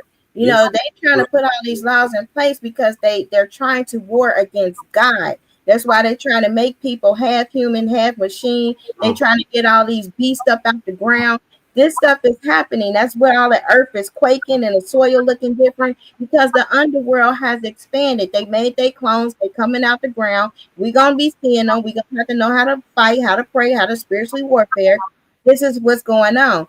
And the narcissists are not exempt. So they go to that stuff that all of that is still a whole demonic setup. And They're not everything about them is all fear based. Everything about them, guys, they don't have power. They not coming out here and having power. Oh, it's half man, half machine. It's half this. It's all some of that. Listen, man, you ain't got nothing but the Tin Man, the Cowardly, and what was that other thing? in that kingdom. I'm telling you, I've seen some things. That's all they are, man. They ain't got no juice. They ain't got no power. They don't have. The only thing the devil ever had working for him was your ignorance. His ability they eat people. Trick you. Gotta have angels. Like they literally eat people. I want to say that because tonight, it's as it comes to me, I want to give it to y'all. You know, the spell. The spell. I want you to look at the spell as what the modern day trauma bond is what they call it. A trauma, you trauma bonded. You wrapped up into something and it's a soul tie. Yeah, it's a soul tie. Yeah, that's a spell. That's a spell.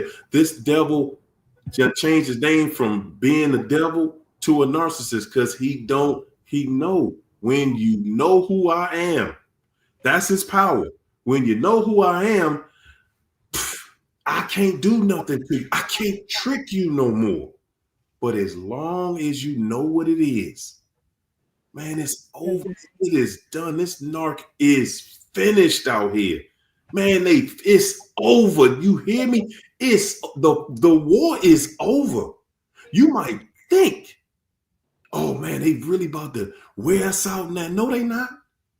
The war is, man, the devil is done. The devil's day is done. You have been exposed. It's over. You have never had no power. Got us thinking the trees out here charging us for fruit, that the sky charging us for water. This Johnny come lately perpetrating a fraud, just straight up no good for nothing chump, just been chumping us the whole time. Look, you got to pay for this, you got to have that, and then inflation gonna be this. Look at what they doing with the utilities out here. When the hell did water start costing more? How does water cost more? Well, we got to process it more. Why? Why you got to process water? It's water. It's what's in the water. Fluoride in it, and we got to clean the water. Water naturally cleans itself. That's how it should. What they're telling us is it costs more to program us. That's what inflation is, ladies and gentlemen. It costs more to program you. It ain't the same price as last year because they a bunch of shysters and they shyst each other. It's all about a money grab. Everybody looking for money. And what is the value of money? Ladies and gentlemen, it's over. This devil is finished, man. Money come from trees and trees come from dirt. That's elements. And the Bible tells us like they trying to have the elemental matter. That's where you get into dark matter and particle physics and stuff. They try to have elemental matter. These ancient deities control man again, enslave man. That's the goal.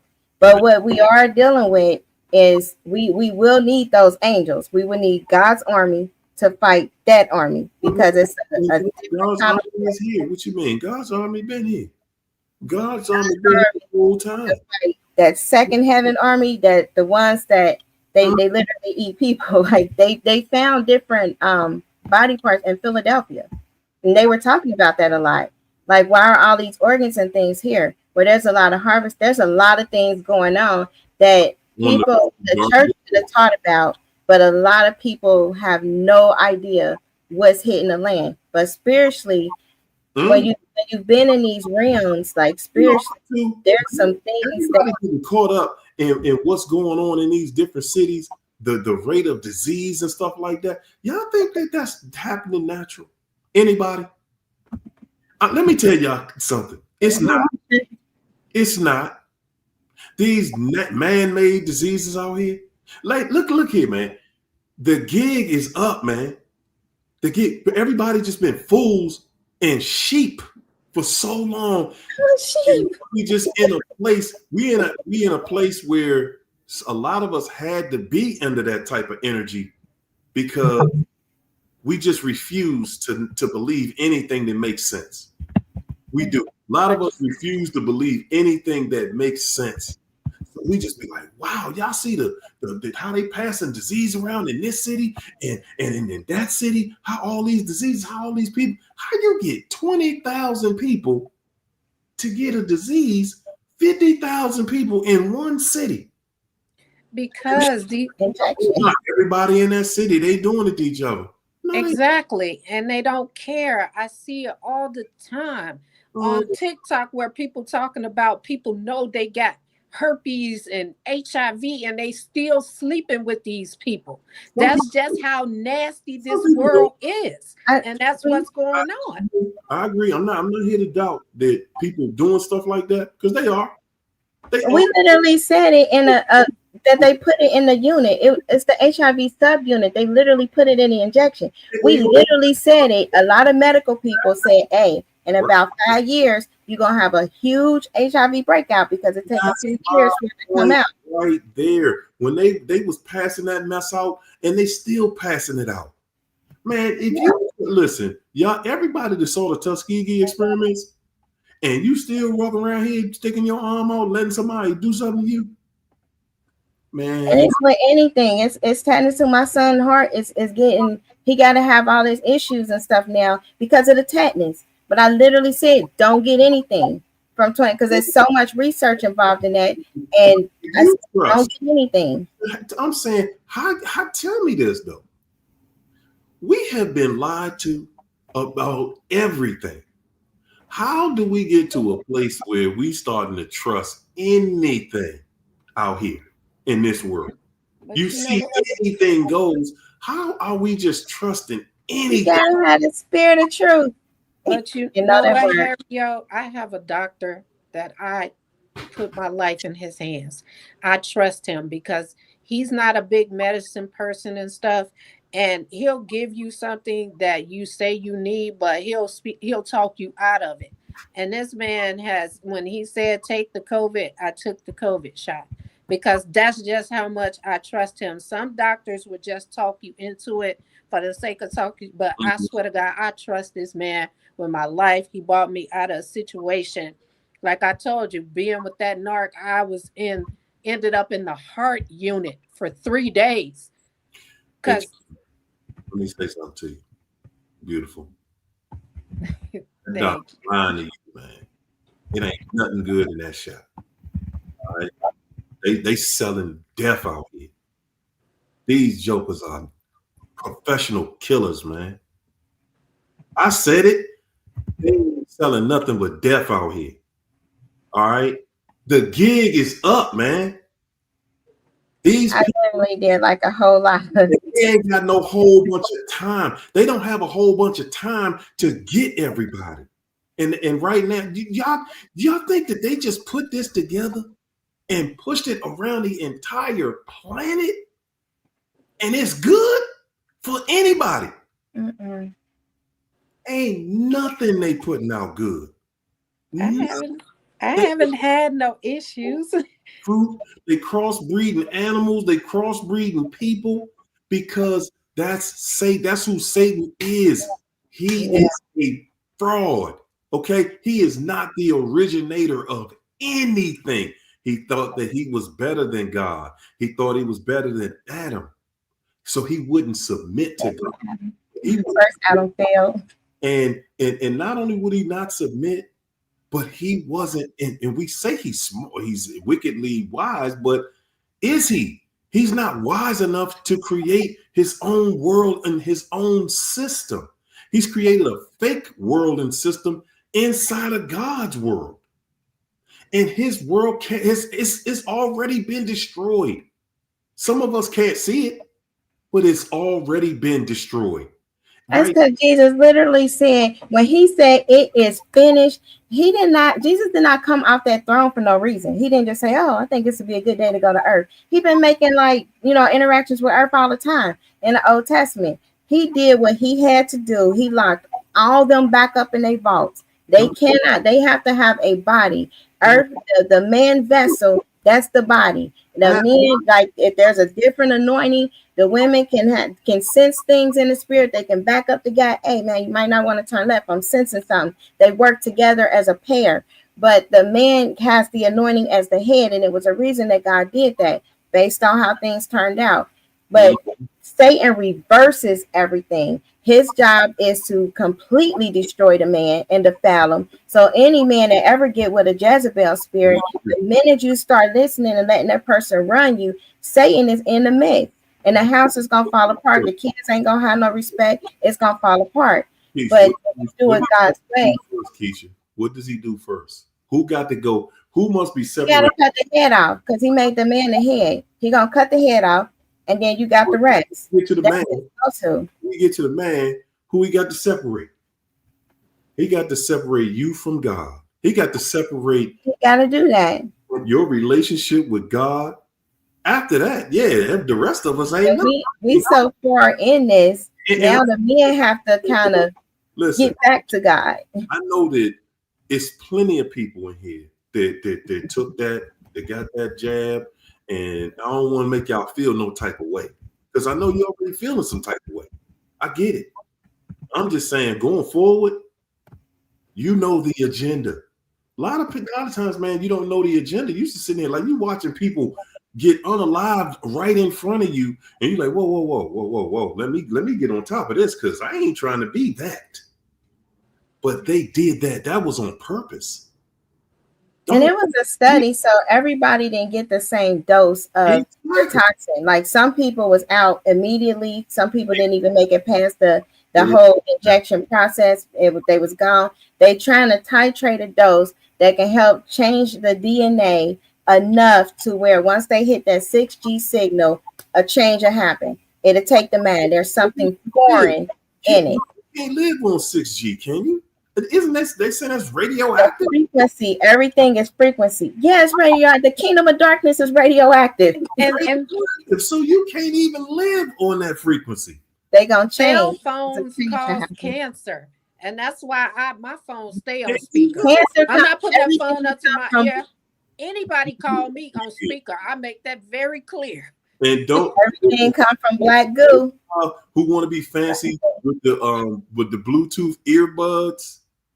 Yeah, man. Yeah, black goo, That's a black goo, and parasite. All that is the kingdom of darkness. Purple rain, remember Prince? That's all that whole thing. Radioactive stuff happening, and it's certain regions that they opened up these portals. They opened up CERN, get that dark matter, get black goo and all that out. This is what we're dealing with now. Let me get these super chats out the way real quick, y'all. My girl, Sig Thom. Thanks for the super chat, Sig Thom. Sig Thom said, the soul is one thing technology cannot recreate. You know it cannot. You know it will not. No, they will never get to that in life, ever. My main man, Chris. Yes, sir. What's up, champ?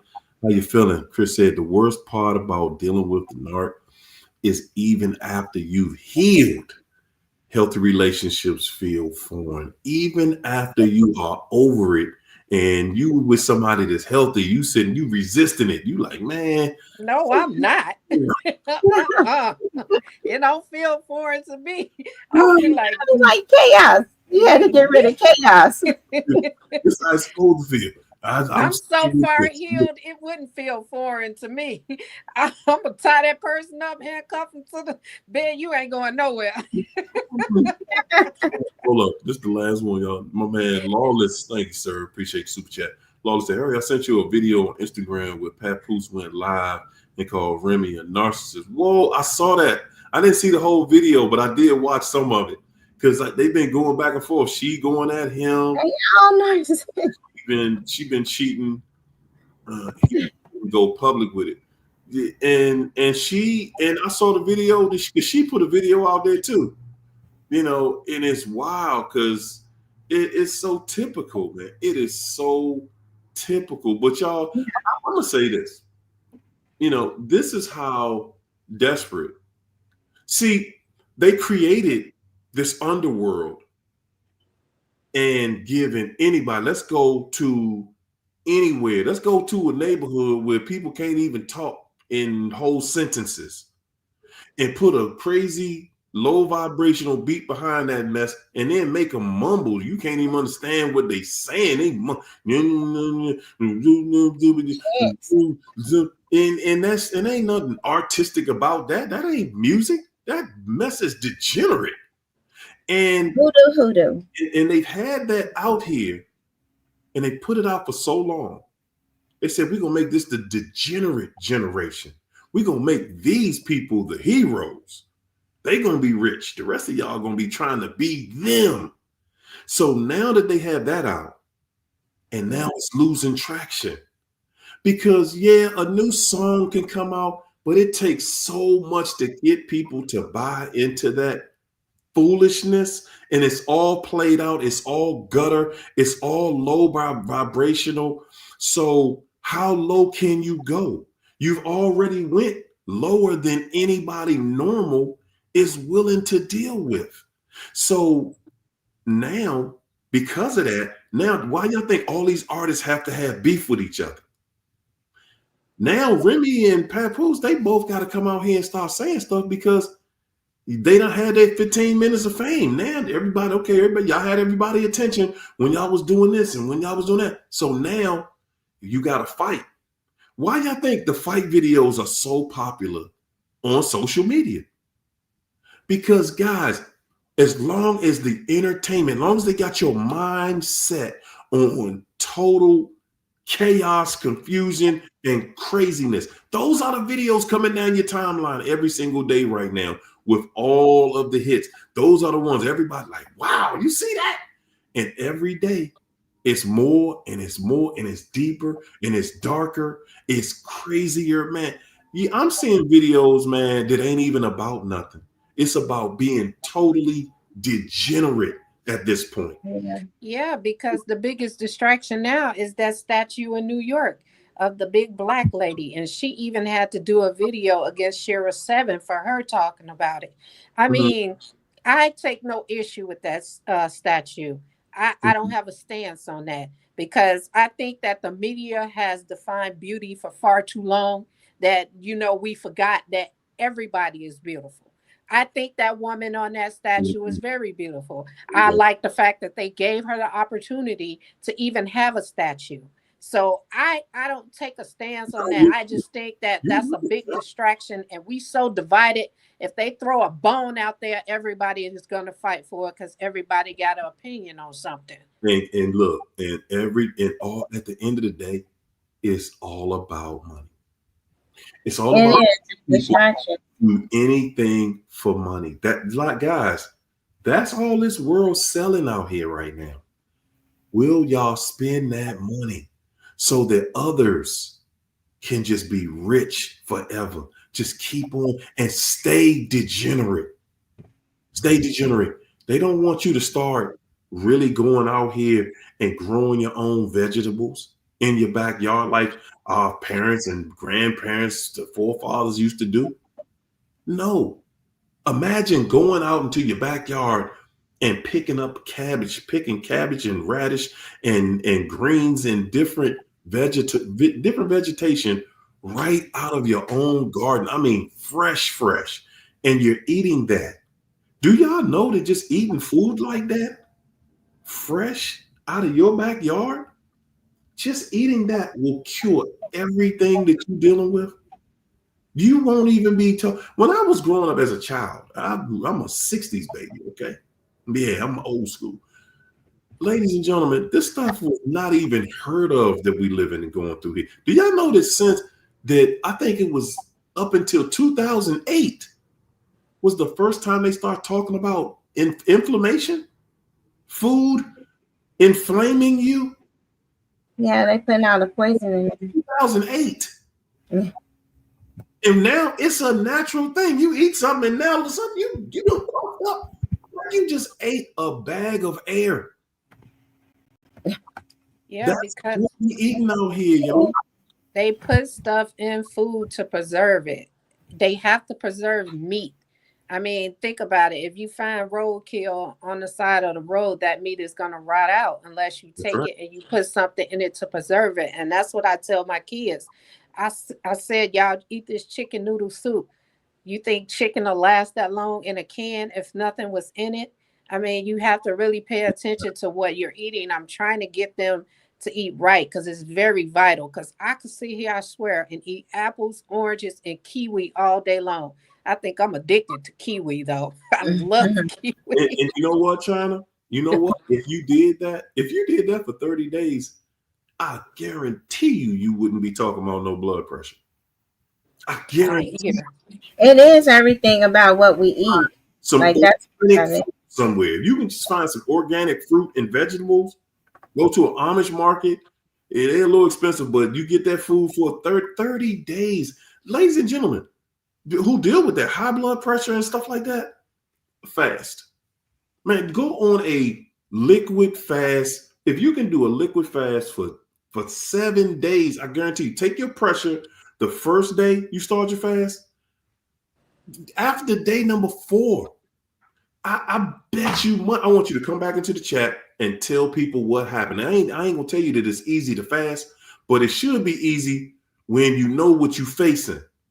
When you know what you're facing out here, you will see. If you can fast 7 days, man, listen, all I'm asking you to do is share with us what your blood pressure was day 1. And when you finish on day 7, man, I'm giving you my word, your blood pressure gonna look like you were You're supposed to fast, but the demon behind it that you're getting rid of, you're dealing with the Belial spirit that he talked about in Matthew, and then you got Beelzebub. These are principalities, and they be in the gut. They manipulate the blood pressure. Like a lot of people on here, after dealing with a narcissist, if you having migraines, having things happen at night where you can't explain some bruises and stuff, if you having restless legs, if you having any issues in the stomach, any like IBS or any issues with ovaries or uterus or issues with testes or different things like that, a spirit spouse got to be addressed, because that spirit spouse,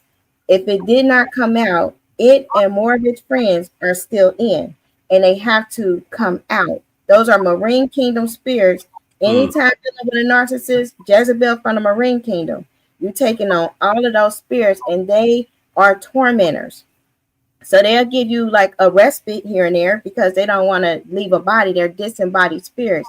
They feel like the person's body is their home.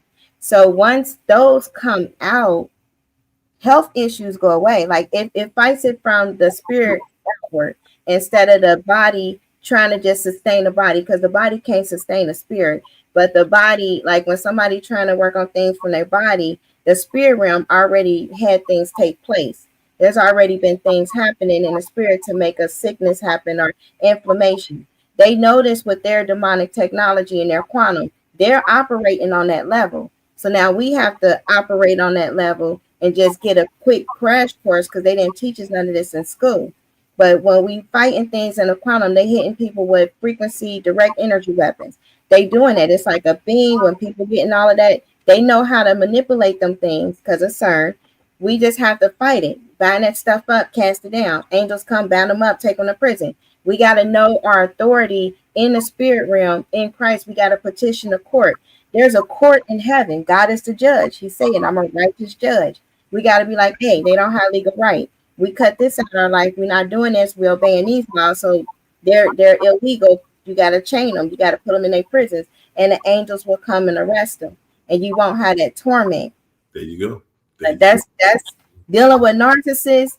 Spiritual warfare is on a whole need to know level, because they are definitely attacking you in the spirit. Look, I've been choked by invisible things. You need to know at this point. You better be no way that you cannot know at this point. Rob Phillips, thanks for that super chat. We appreciate the love. Treese Bean, shouting out China, said congratulations and happy birthday.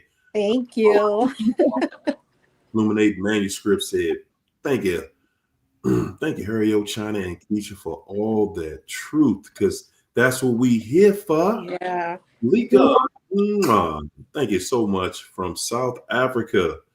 Lika said, God knows my story is coming. Please pray for Tessa and me. South Africa. Woo, we. Sure. Yes, indeed. Really praying for Yes, y'all. you know we are. You know we do. You know we love you. Anybody else been supernaturally choked? Is it just me? Like, I don't know. Like, No, I have been plenty of times. You know what? I'm not even a dreamer, and I've been having dreams lately, and I can't even explain them, to be honest. But it is definitely taking me back to my childhood. Yes, indeed. Mhm. Life is doing something different. Life is lifing out here, y'all. And Yeah. you know, at the end of the day, hold up. One more second. Patrice Bean. Thank you so much. Showing that love. Said these Friday nights are saving me. My therapy. There you go. Man, I'm gonna tell y'all, man. It's like you watch the internet, as long as you on there fighting about who right and who wrong, Hmm. man, the internet just passing that out, man. They passing it out. We want to believe so bad that most people ain't narcs and it ain't all these narcs out here. The proof is right there in the pudding. The proof is right there in the pudding, ladies and gentlemen. And we at a place now where you can't even avoid it. You can't even not see it anymore. It has presented itself and it's saying, hey man, this is what it is. And you gotta figure it out. You better be in company that's figuring it out. And that is the company y'all in up in here. Now, And they just want somebody to scheme. Like they scheming demons. Like that somebody has said that before, and that really fits. They want to be at the low, and a person that they usually end up with is somebody that will equally have no integrity, that's willing to break the law, scheme, get over on people, and they sit there and talk negative about everybody all the time. And they listen, and they just as negative, like, yeah, you're right. I don't know why they did that. You can't, if you stay with a person like that, at some point you just gotta be like, please don't say another word, because it interferes with your core belief or your heart. Eventually, I mean, it'll start making you have all kind of heart stuff too, like irregular heartbeats and everything, because they got a bad heart. And they feed in that. They like, this person, look at them, and everything they say is negative. And they It is. stop talking, because that's how witchcraft work, through words, through messages, through spells. And they get you in agreement cursing somebody else that you don't even know. Oh, I hope she lose everything. I hope she fall. Watch why she gonna fall. How she fell. They do that stuff. And it's like, you don't want to be in company, because bad company corrupt good character. That's in the Bible. So no matter how goody two shoes you might be, once you with a narc, nope, y'all equally wicked. You might have a conscience and God will rescue you, but right now you're in agreement with them if you stand with them, because they're not telling you anything life making. It's not anything life sustaining. They're only bringing that angel, that darkness, the reaper. And they telling you stuff that's going to destroy you. It's going to be poison. It's toxic. You got skin breakouts, all of that stuff. The pus and all of that come from the toxicity, dealing with toxic people. that's And it. so you have to eliminate yourself from that and get that fantasy out your head on who they are, who they might be with. They with somebody equally toxic in the Lulu, Right. It shouldn't in even the Lulu land. it shouldn't even matter at this point who they with. I mean, maybe that person is a better fit for them. You wasn't fit for them. God is not going to send you somebody that can be taken away. That means it was never yours. They are where they should be. We just was willing to hold on to somebody we knew that wasn't good for us, because we were addicted to that person. That person was our drug of choice. And then when these people leave, they leave us in bad situations. That's just to keep you holding on, because they want to come back and be the hero in the chaos Come on. that they created Come and the on. downfall that they created. And that's why they Woo. pray that you stay down, because the minute you get back up, they know they can't come back. Because that Yep. narc said to me, he said, If I left, I believe you wouldn't know what to do.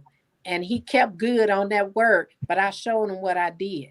Look at me now. This is what I did. It may have taken me a while to get here, but this is what I did without him. Mhm. You know what? You know what? I like that. I like to just see that. I like that story that shows the victory. Yeah. I like the story that says, you know, you ain't just popping off about, you know, I'm independent. I don't need nobody, blah, blah, blah. You ain't coming from that angle. You like, nah, man. I was here doing the right thing. Yeah, I was here trying to save that family. And what happened? Yeah, had to go out here and fend for myself. Yeah. Yeah, fend for myself and feed myself and children. Didn't know how. I had to feed yourself, had to house yourself. Yeah, how many housewives can do that? Rich or poor can do that without resources. Anybody? Because that's real. That's real. And that shows character. When you go out there and man, I gotta make it happen. I gotta make it happen.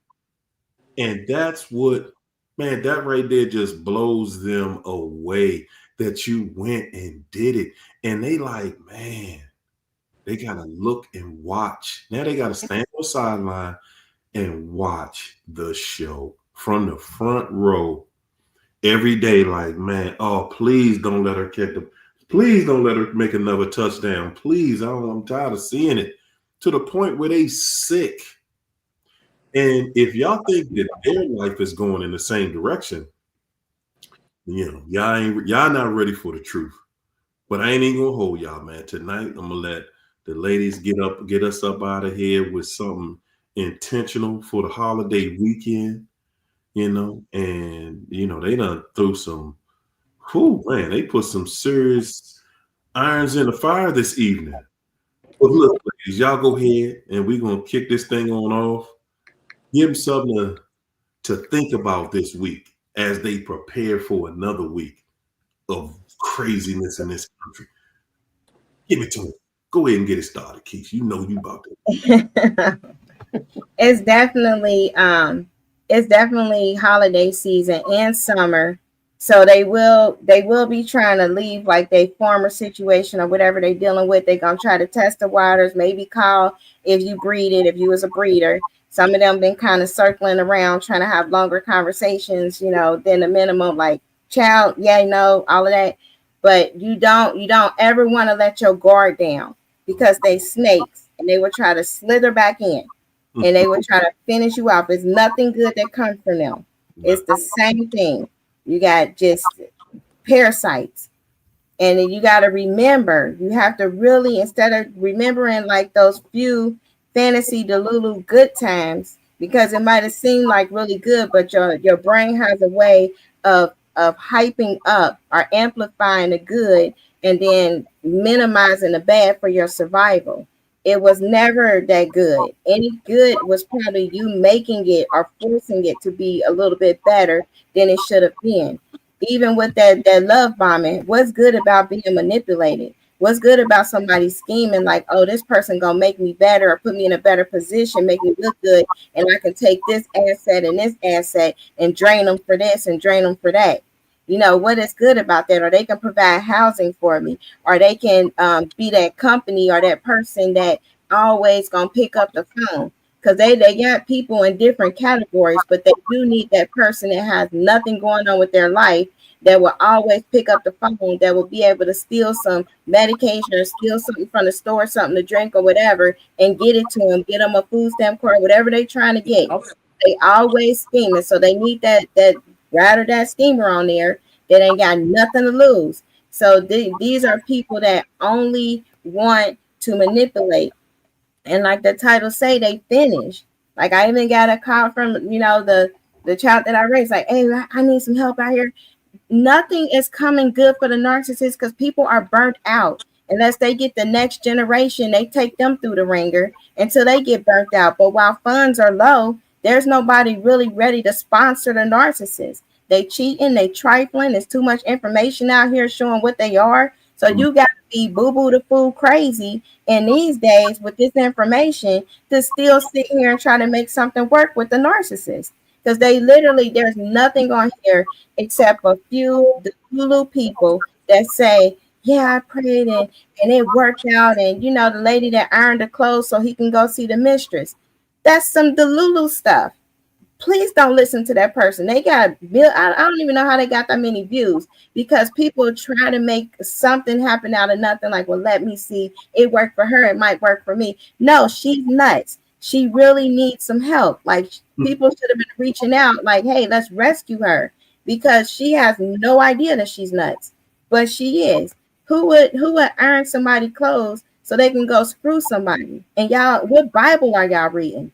So this is the age that we're living in. It's an age of wickedness where even the good is looking bad. Like the pastor that was the whole mistress in the church, that he had the whole movie that come out in the name of Jesus. They had a whole movie, but that's the mistress. The first wife, he straight went north on her. He cussed her out, all of that stuff, took her kids, did all of this cult-like activity, but yet people were supportive. They support the cult, those that are in the cult. And this is definitely like depicted. You got your master with your warlock at the top. They the ones that orchestrated the cult. And then you got the followers that don't know which way to go, because they just don't know. They have all of these insecurities, and God's way, the Bible way, that's too much for them. So anytime they want to do something different, well, this idea sound good, this idea sound good, that's the cult. The cults can't wait till they come so they can nitpick they buff them up like, oh, you're so great. And then they literally pick at them and tear them down, slowly but surely criticize them. And then they stuck to the cult because now they got, their whole little cult family. So you got to get out of all the cults, the American cult, this race war cult, all of that stuff. You got to withdraw from it because it's insanity. And they want to create all of this chaos so this daggone Antichrist can rise up like it got a solution. We got to be mindful and understand, like, we're smarter than what they're telling us. Everything that they're putting on there, they be like, well, Trump did this or Elon said this. They're pathological liars. That means that they make this stuff up as they go. They probably not even reading the prompt. They just going like just winging it. But they pathological liars, so they can create a whole story out of nothing. And naturally, their father is the devil. It say when they lie, they speak their native language. That's what we're dealing with now. So we have to have wisdom, and we have to understand love will sustain us, but be around kind, loving people. You're not with the narcissist, because the narcissist was a terrible person. Even if you don't know how deep they go into the occult and a witch and warlock, you know that they are horrible person. They treat other people bad. They rude. They talk about people. They are just not good-hearted people. They're horrible people. Why do you want to try to rescue that and be around that? For a few good feelings in the bedroom in the beginning, because it's not even that. You can amplify that. That's fake. Everything about them is fake. But they train you and they get you caught up in that shame. They get you to do a lot of shameful things, and then you feel like this is the only person to know I can go like this or do this. Wrong. It's all Delulu land. Nothing good comes from them. Only badness, disease, destruction, unaliving, all of that comes with them. Darkness. That's it. That's all they can bring to the table. Finances crash, car stuff, vehicles, you're going through those. Health status is changing, going through that. Your job status is changing. Now you can't even work. All of that stuff happens with the narcissist because that is their world. Kids going ziggity boo, can't control them. That's narcissism. They bring chaos. They got the tentacles of destruction. I know that was long, but it's the holiday, and I don't want nobody to take no Hoovers. What kids? Happy birthday, China! Thank you. Kids, you got to give it to them like that. It's like we see what we are. When you see something, you got to ring the alarm. You got to help people out, man. People need to hear a word that's different out here right now, because to hearing that same old saying, it ain't fixing nothing and it ain't fixing nobody. Mm-mm. And we not standing in that lane. Yeah. Tell them what to do, China. I'm gonna leave y'all with this. I I learned what pride is. I thought pride was bad, but there's good pride and there's bad pride. And I talked to my sister and I said, aren't you telling everybody, why aren't you bragging on me? She said the most profound statement ever. And this is why I love my sister. She has always been my support throughout this whole thing. I didn't have to reject Hoover's. She did it for me. Every time that snake tried to reach out to get a hold of her, she shot that down. And I love my sister to the unaliving of me. But this is what she said. She said, not everybody wants to see you win. She said, if anybody see you winning or hear that you winning, that's because you told them. She said, I am proud of you. And that shows because I'm not telling them. And that's what shows that I am proud of you. And that taught me that pride, the good pride is quiet. The narcs, they have loud pride because they want to sell it, themselves to everybody, and that's not who they are. And that's why the good pride is quiet, because you don't have to tell it. And that's what my sister taught me. And that made me want to cry. I'm still choked up because I had not seen it. She didn't tell me in those words that this is what pride is, but when I analyzed what she said, that's the conclusion I came to. And it's okay to have the quiet good pride, and I'm proud of myself for my accomplishments. And I know you guys are going to get there one day, no matter what it is. I saw someone in the chat saying they want to get out of this situation, but they don't want to sell their soul to do it. You don't never have to sell your soul for anything, not even for a meal.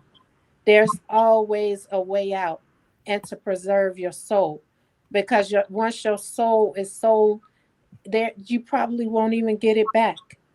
Not. Jesus' blood paid the price for us to keep our souls. We don't have to fight for it. God has already preserved it. He put us in these situations. People say that he don't put you in situations, he don't put more on you than you can handle. Yes, he do, because he know you can handle it. He's not going to make the load light. He's going to make it where there's something that's going to come out of that you're going to learn from this situation. And that's why if I had the chance to go back and do this all over again, I would have it happen exactly like it did, because it made me the woman that I am today. And I love this woman. I'm proud of this woman. And I sit here and I don't think I'm better than nobody. I'm not quitting this show. I'm sitting here and I'm going to give it to y'all every Friday because I love y'all. I'm not better than this. I'm not better than nobody, because God can take this away from me at any moment. And I just want y'all to know I love y'all and I'm rooting for y'all. And y'all supported me more than y'all know, because y'all pain was my pain. Even though I heal, I still felt y'all pain. And I sit and I think about stuff that I want to say to y'all every time I get on here to encourage you, because I know that Harrio helped me. He really did. He helped me through this. And that's why I'm still here.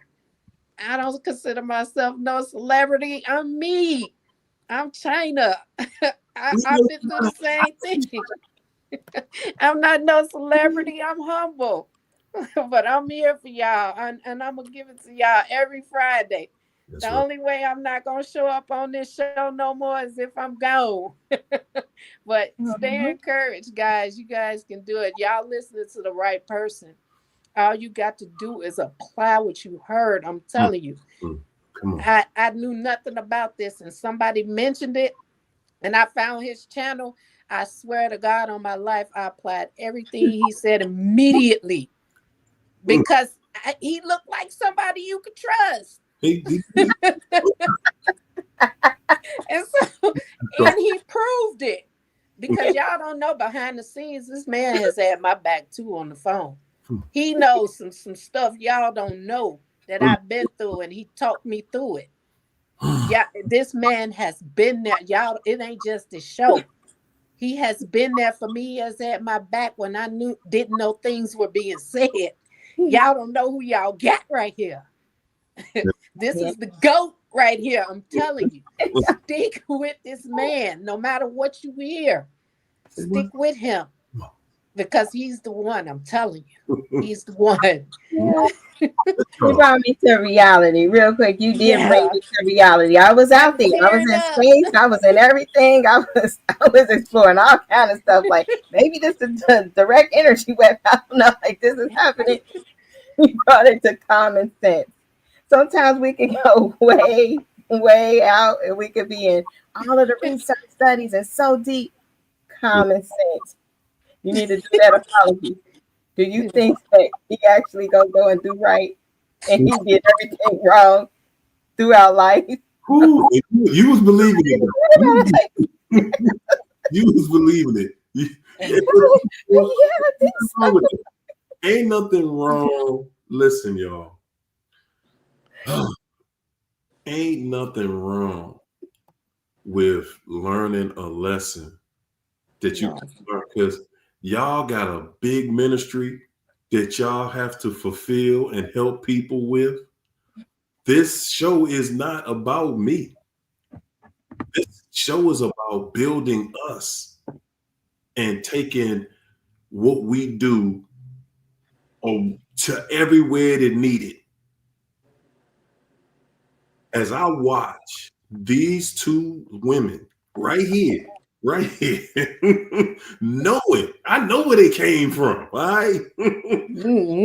What's that? He know where the body's buried. Look here, I know where the body's at.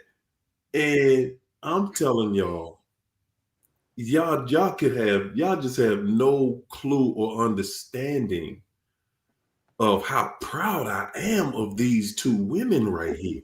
Thank you. I know where they been. Okay? I know where the body's at. Y'all don't understand what it feels like to see people come to the table.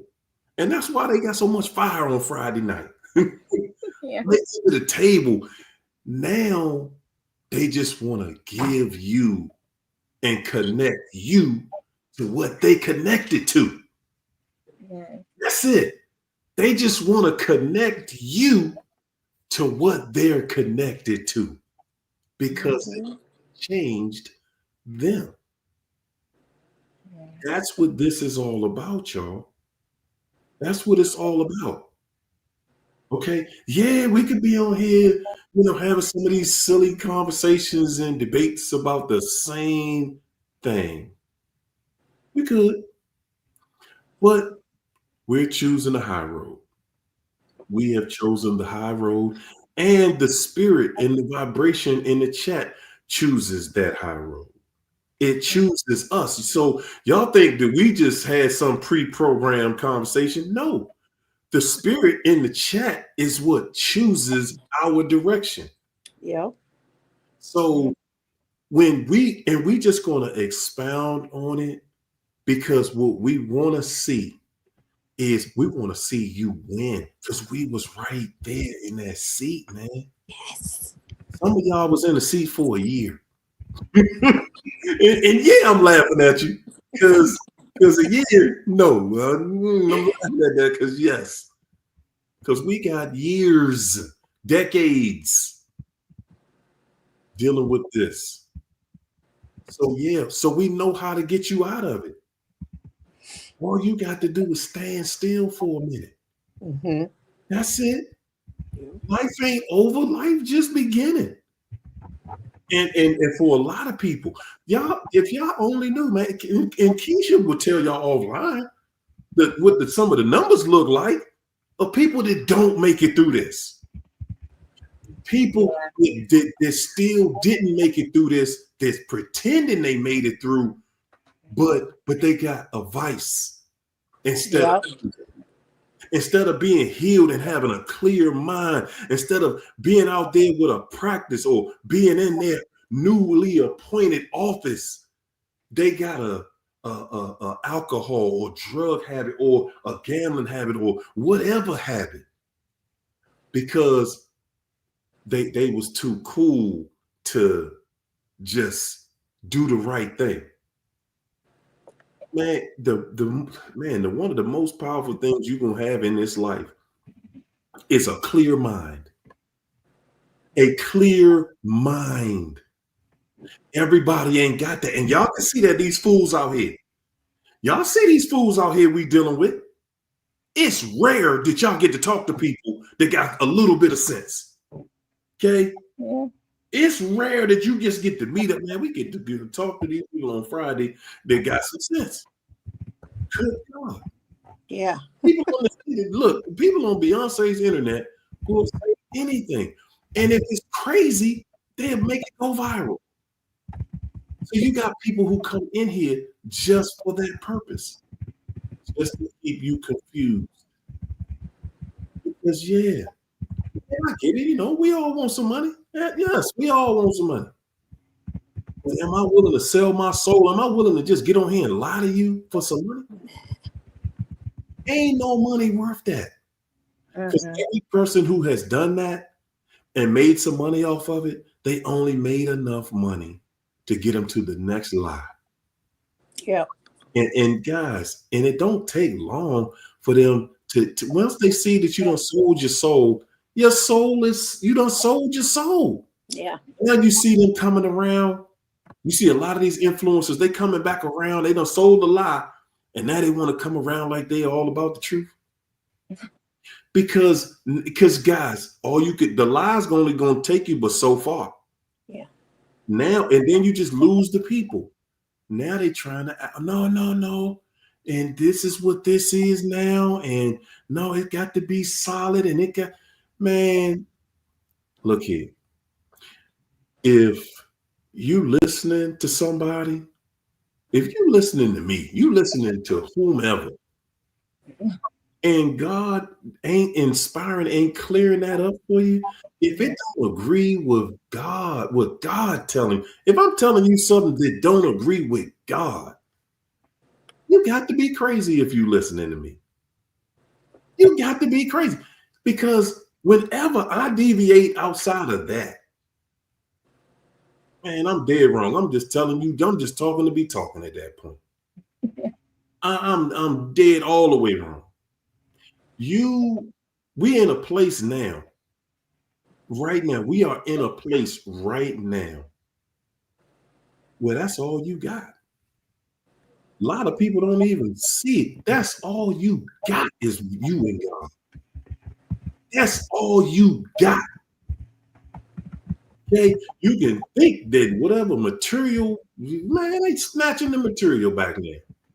Half the people got to still have the material because, like China and them said, they people's out here voting for y'all to lose your jobs.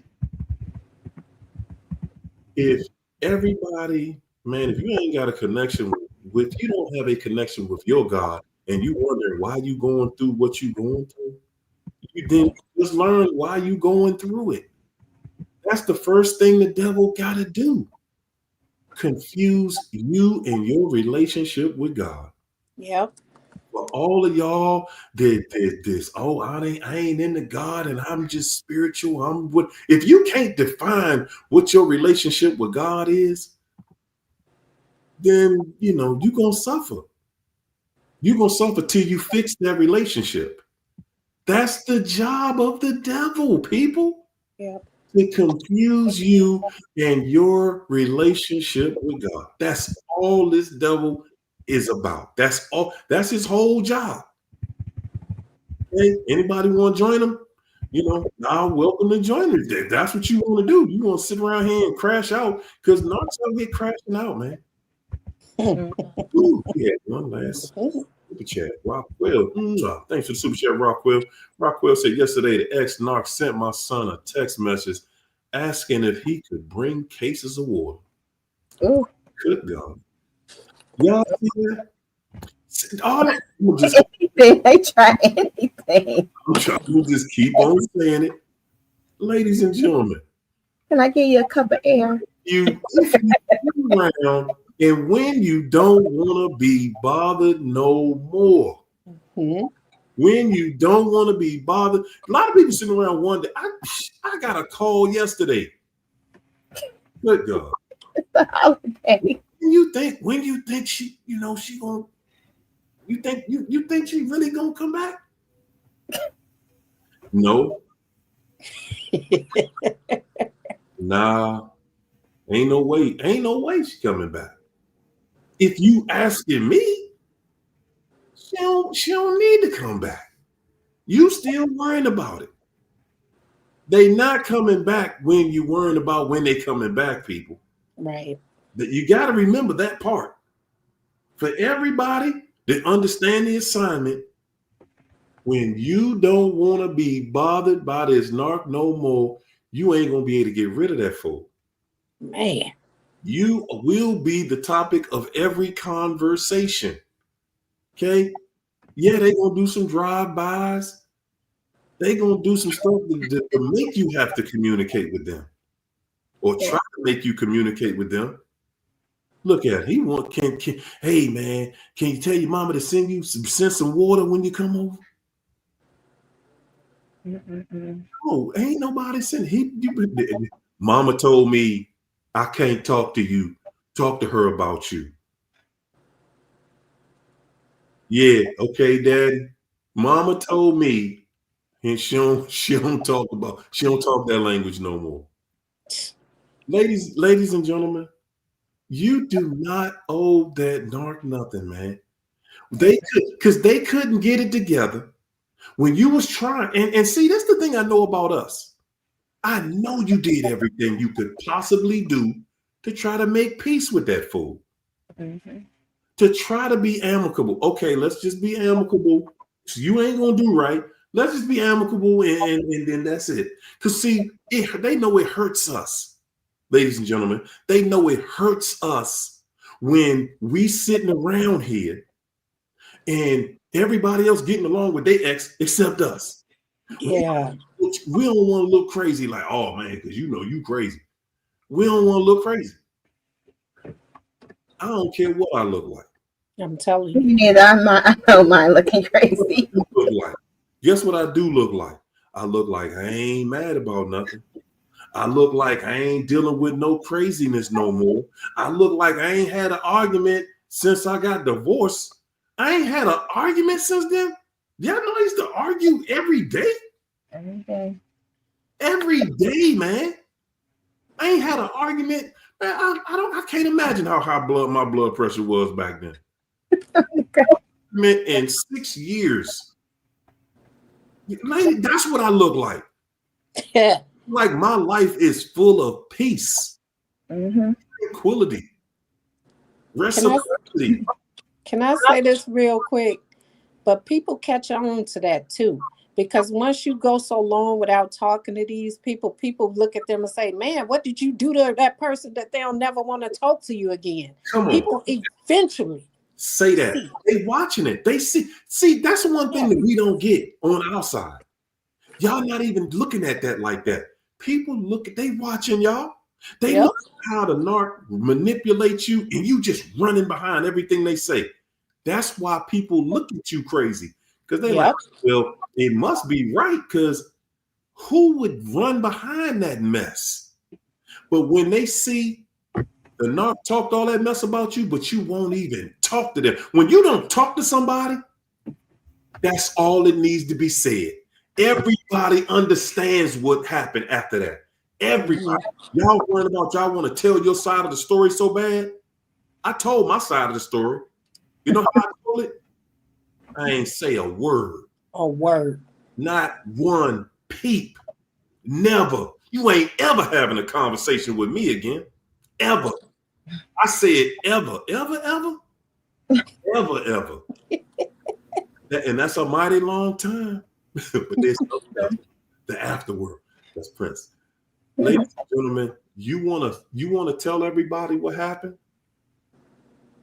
Don't say nothing. When you the one that don't get, man, I don't talk to them. They know they can't talk to me. When they know you ain't talking to them, they know what happened. It tell the whole story. It tell the whole story. It ain't telling just a little part. Oh, what you mad about? Nah, that ain't what people see. Mm. Nah, they see, oh, okay. Now I get it. Oh man, they walked up. He walked up to her. She ain't say nothing. She ain't even acknowledge he was in the room. It told the whole story. Right there, everything was said that needed to be said. Everything was told to be told. It ain't nothing else to talk about. Right. Sitting around here worrying about what so and so, and they lying on me, and they telling everybody this, and they telling everybody that. Yeah, okay. Wait, let's see if they tell everybody that, they ain't talking to you no more. Yeah, and they don't see you making no posts about them. You ain't all on, Instagram and Facebook telling the world, yeah, you got to watch your back because these people out here, boy, you better not get in a relationship with this. And they waiting for those posts. Yeah. When you're not giving them nothing, Mm-hmm. I'm telling you, you're giving them everything. The Red Stallion, thanks for the chat, Stallion. Said, when you share authentic truth, blessings are abundant without you even trying. Yep. No. Yeah, y'all felt that one, didn't y'all? Man, I tell you, it does my heart good. It does my heart so good to see, to see the progression of the group itself. Yeah. There's people in the chat, man. I ain't on a couple of y'all I was worried about, man. I was worried about y'all. Lord have mercy. It's been 8 months. You don't feel you got it. God, what you doing? But I understand that. Again, y'all, I'm gonna always be understanding because, like I said, I was in there 25 years. I ain't laughing at nobody. I am the last one to get to have an opinion about how long it take you to get over something, okay? Take your time, but in this group, the beauty in the chat, yes, that everybody that stick around get over this. Everybody that hang in there, you get over this. This is not a lifelong sentence on you. No. Get out of that fog. Just keep hanging around. And on that note, y'all, we gonna get up out of here and leave you just like we came in here with nothing but peace. Hold up. Oh my God. But I would love peace and soul. You go. Salute. Right. Good night, ladies. Yeah. Happy holiday. Bye. Same to you guys. Bye, guys. Y'all, we got professionals in here this evening. See you later. See you next week. Thank you.